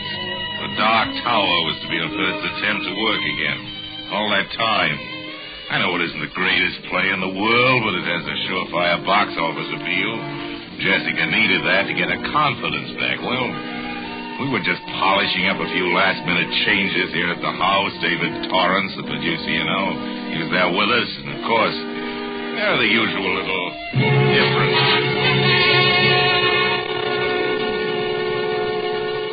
And another thing, Damon. When you kick me in the middle of the second act, Where? You know perfectly well where. Is it absolutely essential that you boot me halfway across the stage? What do you want me to do? Pull my punches? That's one of the high spots in the show. It may be a high spot to you, darling, but it's just a black and blue spot to me. Very well. Henceforth, I shall appear for the second act on crutches. You know, Uncle David, that's not a bad idea. Oh, now, Damon, let's be serious. There's a lot of work to do. I'm quite serious. I could throw him at her. You might try throwing me a cue once in a while. The use of having a play if you just make up the lines as you go along. The critics thought my ad-libbing very witty, remember, dear? Oh, Damon, you're such an insufferable ham. A ham? A ham? Me? A ham? Now, children, please. I fail to see why I should permit that little minx to insult me with impunity, David. How dare you speak to me that way? You started it. I did not. You started. You called me a ham. You are ham. Minx, minx, minx! Dead brawling. But soft. What light through yonder window breaks? It is the east, and Martha is the sun. I quite agree. What? That you're a ham. Gad, I am beset by harpies. David, haven't you any control over these hirelings of yours? Oh, I'm only the producer, my dear Martha. You at least are a member of the family. And you at least can quit? We're terribly sorry, Aunt Martha. We've been a nuisance, I know, and I apologize. Damon, I even apologize to you. Don't be silly, Jim. I've been much the worst, I know, but I've really been terribly keyed up, working again, and, you know, Ben is coming east for the opening. Love rears its ugly head. Don't be horrid, Damon. It's all right. I couldn't even be angry if he was. Anyway, I'll have a husband to protect me by this time next week. I can lick him with one hand tied behind me. Damon, seriously. I know I owe you an awful lot. Me? I hadn't actually realized how far I'd gone. These last 6 months have been like coming alive again. The play and Ben. Thanks, Damon. Good Lord. Now, I think I'll dress for dinner. Let's all go out to the... I'll get it. Aunt Martha, where would you like to go? To a rest home. Hello? Who? No. No, he's not here. He's not here, I tell you. He's dead.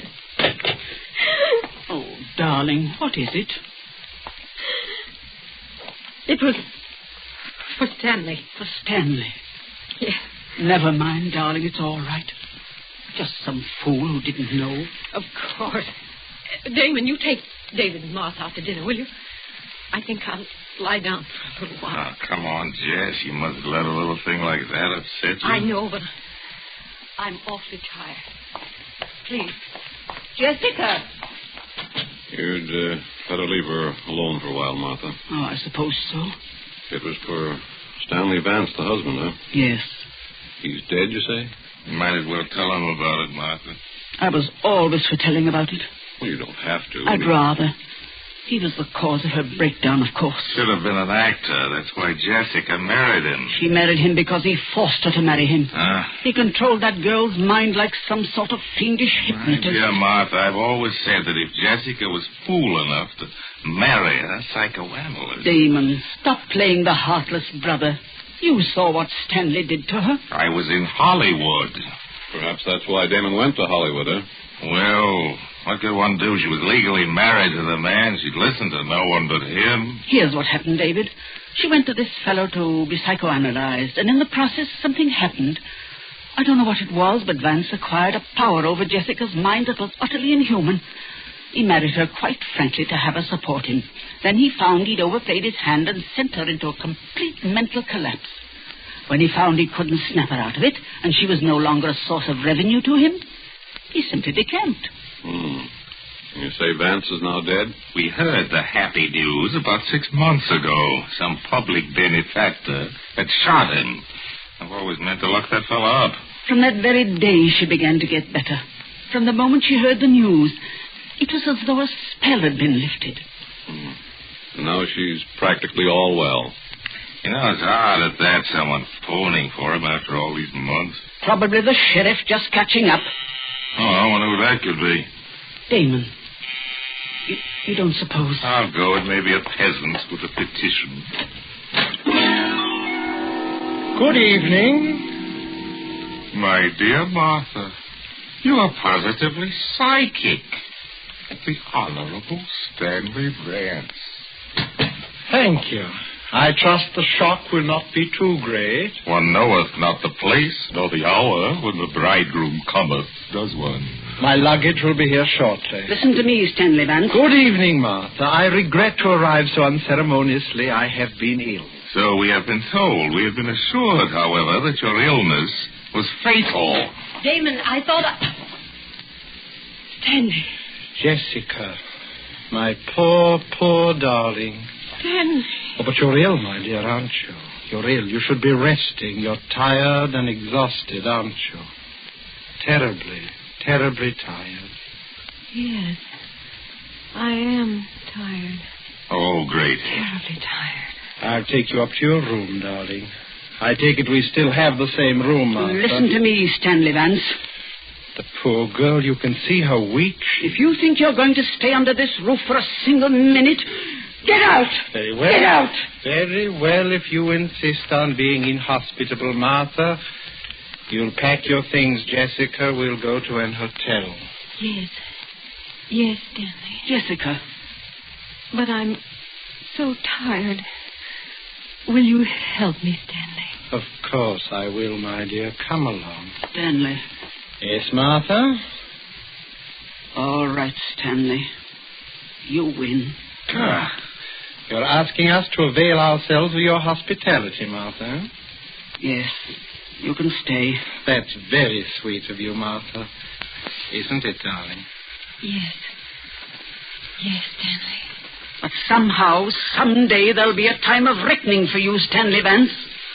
And until it comes, keep out of my sight. The pleasure will be all mine.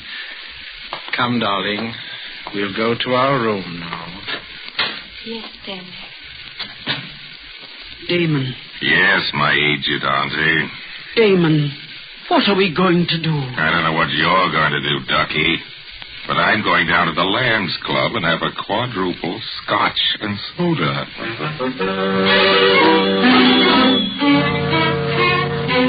You may think it heartless of me, but during the next few days I simply stayed away. I think you'll understand my reasons later. As for Jessica, she was, of course, completely in his power again, and about a week later there appeared upon the scene a gentleman who was destined to play a very substantial role in our little drama. I think you've already met him, at least on one occasion. I'll get it, Jessica, darling. Hello? No, Mr. Damon Wellington isn't here. Can I take a message, please? Mr. Max Hartsfeld. Hartsfeld. I'll tell him you called, Mr. Hartsfeld. I really couldn't say. Well, you can come up and wait if you like, of course, but I can't promise he'll see you. Very well, goodbye. Jessica. Yes, Stanley. Do you know any friend of Damon's named Max Hartsfeld? No, Stanley. He seemed extremely eager to see him. He said he'd come up here and wait. Oh, I see.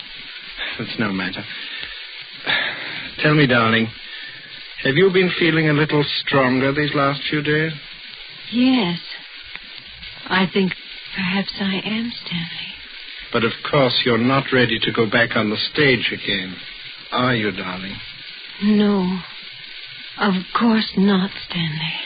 Poor darling. No more love, no more. Well, my little lovebirds. How are you two? How are you, Jessica? A little stronger, I think. Am I a little stronger, Stanley? Of course you are, my dear. Jessica, I think you'd better leave us now. There's something I want to talk over with Damon. Yes, Stanley. I'll see you again very shortly, darling. Yes, Stanley. Well, Damon, I've been wanting to talk to you for some time. Really, I wish I could say the same.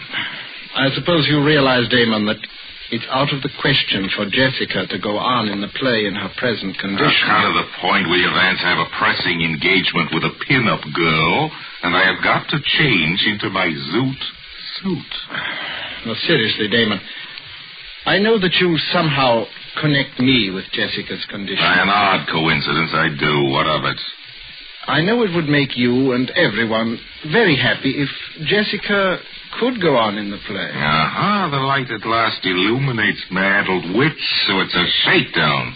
A shakedown, is it, Stanley? My dear Damon, I really don't know what you're talking about. Look here, my larcenous in-law. I've been shaken down by experts on every conceivable count, including the man act in my time, and I can smell them a mile away. What you propose is that for certain financial considerations, you will leave this happy home, Jessica will recover, and she can go on in the play. The answer is no. There won't be any play without her, Damon. Are you suggesting that my name is not sufficient to draw the suckers? I can get a dozen people to play Jessica's part. Margaret O'Brien, Marjorie Main, Daisy, Agnes Moorhead. Makes no difference to me. Anybody at all. Don't try to bluff me, Damon. After all this build-up, you won't dare go on without Jessica. You little know me, Stinky. You may consider your little farce as having closed on opening night. As for Jessica, I'm very much afraid that she's made her bed, and now she'll have to lie in it. There's no cure for her short of murder with yourself as victim, and I do not propose to put my neck in the hangman's noose. Good night. I think you'll see things my way a little later, Damon. By the way, did I have any calls? Oh, yes. Max Hartsfeld called. Said he was coming up here to wait for you. Good heavens, when? He's on his way now, I imagine. Look, tell him I'm out. Where you're going to Hollywood or something. Fellow's been pestering me all week. Wants to buy into the show, and I simply don't want to see him.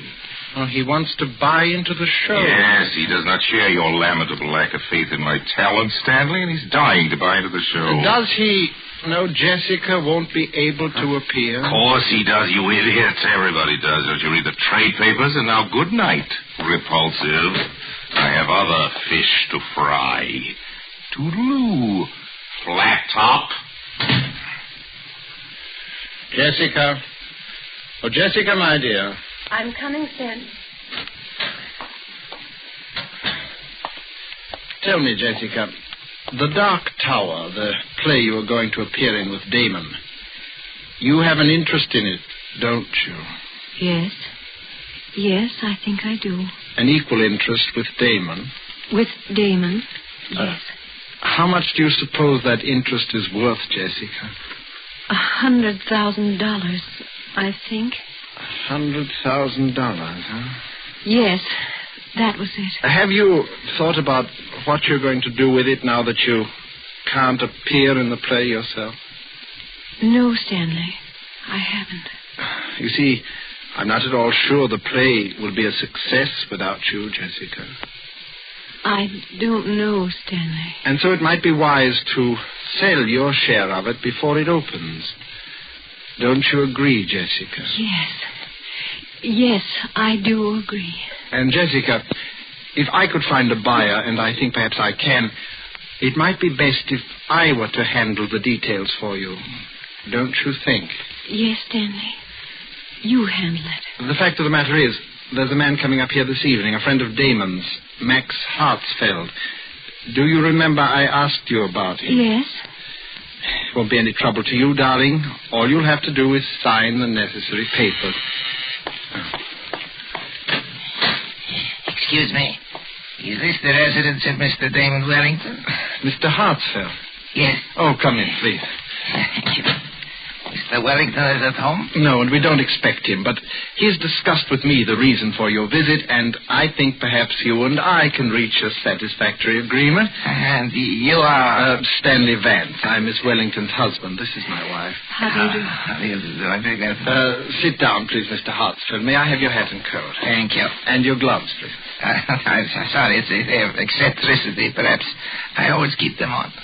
Oh. Now, Mr. Hartsfeld, Damon tells me that you wish to buy an interest in the new Wellington play, The Dark Tower. Yes, I've been seeking an interview with Mr. Wellington. Yes, so he's told me. However, Damon has very definitely made up his mind not to sell any part of his interest in the play.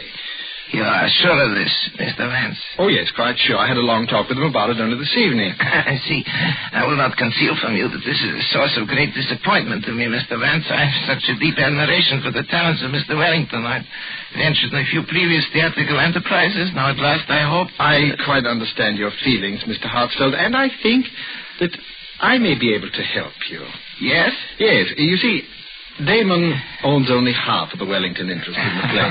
My wife, Miss Jessica Wellington, owns the other half. And we, if the offer were sufficiently attractive... Indeed. You are willing to sell then, Miss Wellington? Yes, whatever Stanley says. Good. Then perhaps we should get down to details, huh? Yes, Mr. Vance. And Miss Wellington, I'm afraid you will think me very rude. Not at all. What is it? Since the talents of Miss Wellington's brother must be considered the very essence of our bargaining, and since you are acting as her agent in any event, I wonder if she'd forgive me if I ask that you and I conclude this part of our business alone, Mr. Vance. Oh, of course. Jessica will understand perfectly. Won't you, my dear? Yes, Stanley. Run along then, darling. I'll call you when we need you. Yes, Stanley. Now, Mr. Vance, I imagine you will wish to know a little more about the man with whom you're dealing. Here's my card. I'm staying at the Waldorf. I've written the room number on the card for you. Oh, there's no need, really. Yes. But before we discuss terms, there is one other thing. Yeah? I wonder... You do not know me, do you, Mr. Vance? Know you? You do not know why I've been looking forward with such pleasure to an interview with you. Alone. I know. It's very simple. It's very simple, really, Mr. Vance. It's just that I'm going to kill you. To kill me? Really, Mr. Hartsfeld? With these two hands. And before you die, I want you to know the reason. Jessica. No.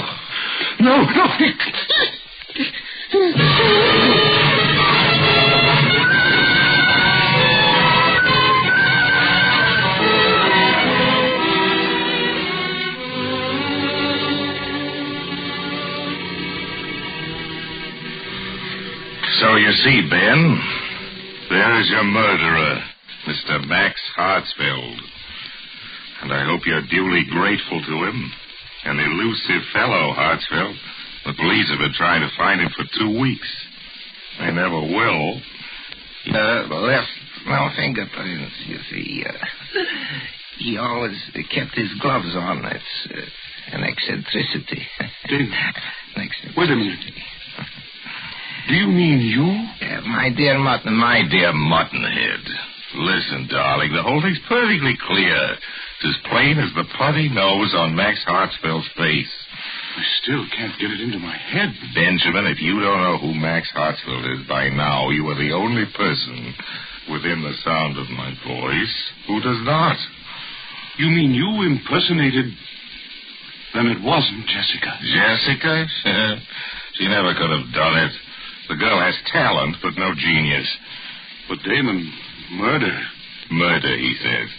Dear friend, you share with me a guilty secret. Your lips are sealed. Come, in the words of Hamlet, never, so help you mercy. Note that you know aught of me. Swear by my sword. What? Swear. I swear. Well said, old mole. Well, I think that winds up the case, Watson. Jessica will receive by registered post a signed confession by Max Hartsfeld, bound in vellum. That should end her worries. You may consider it as my wedding present. It will be a work not without literary merit, although written lefty. I should prefer it to be published posthumously. I look forward to a long and brilliant career in the theater. I should not care to terminate it abruptly upon so paltry a characterization as the late Max Hartsfeld. Music. Curtain.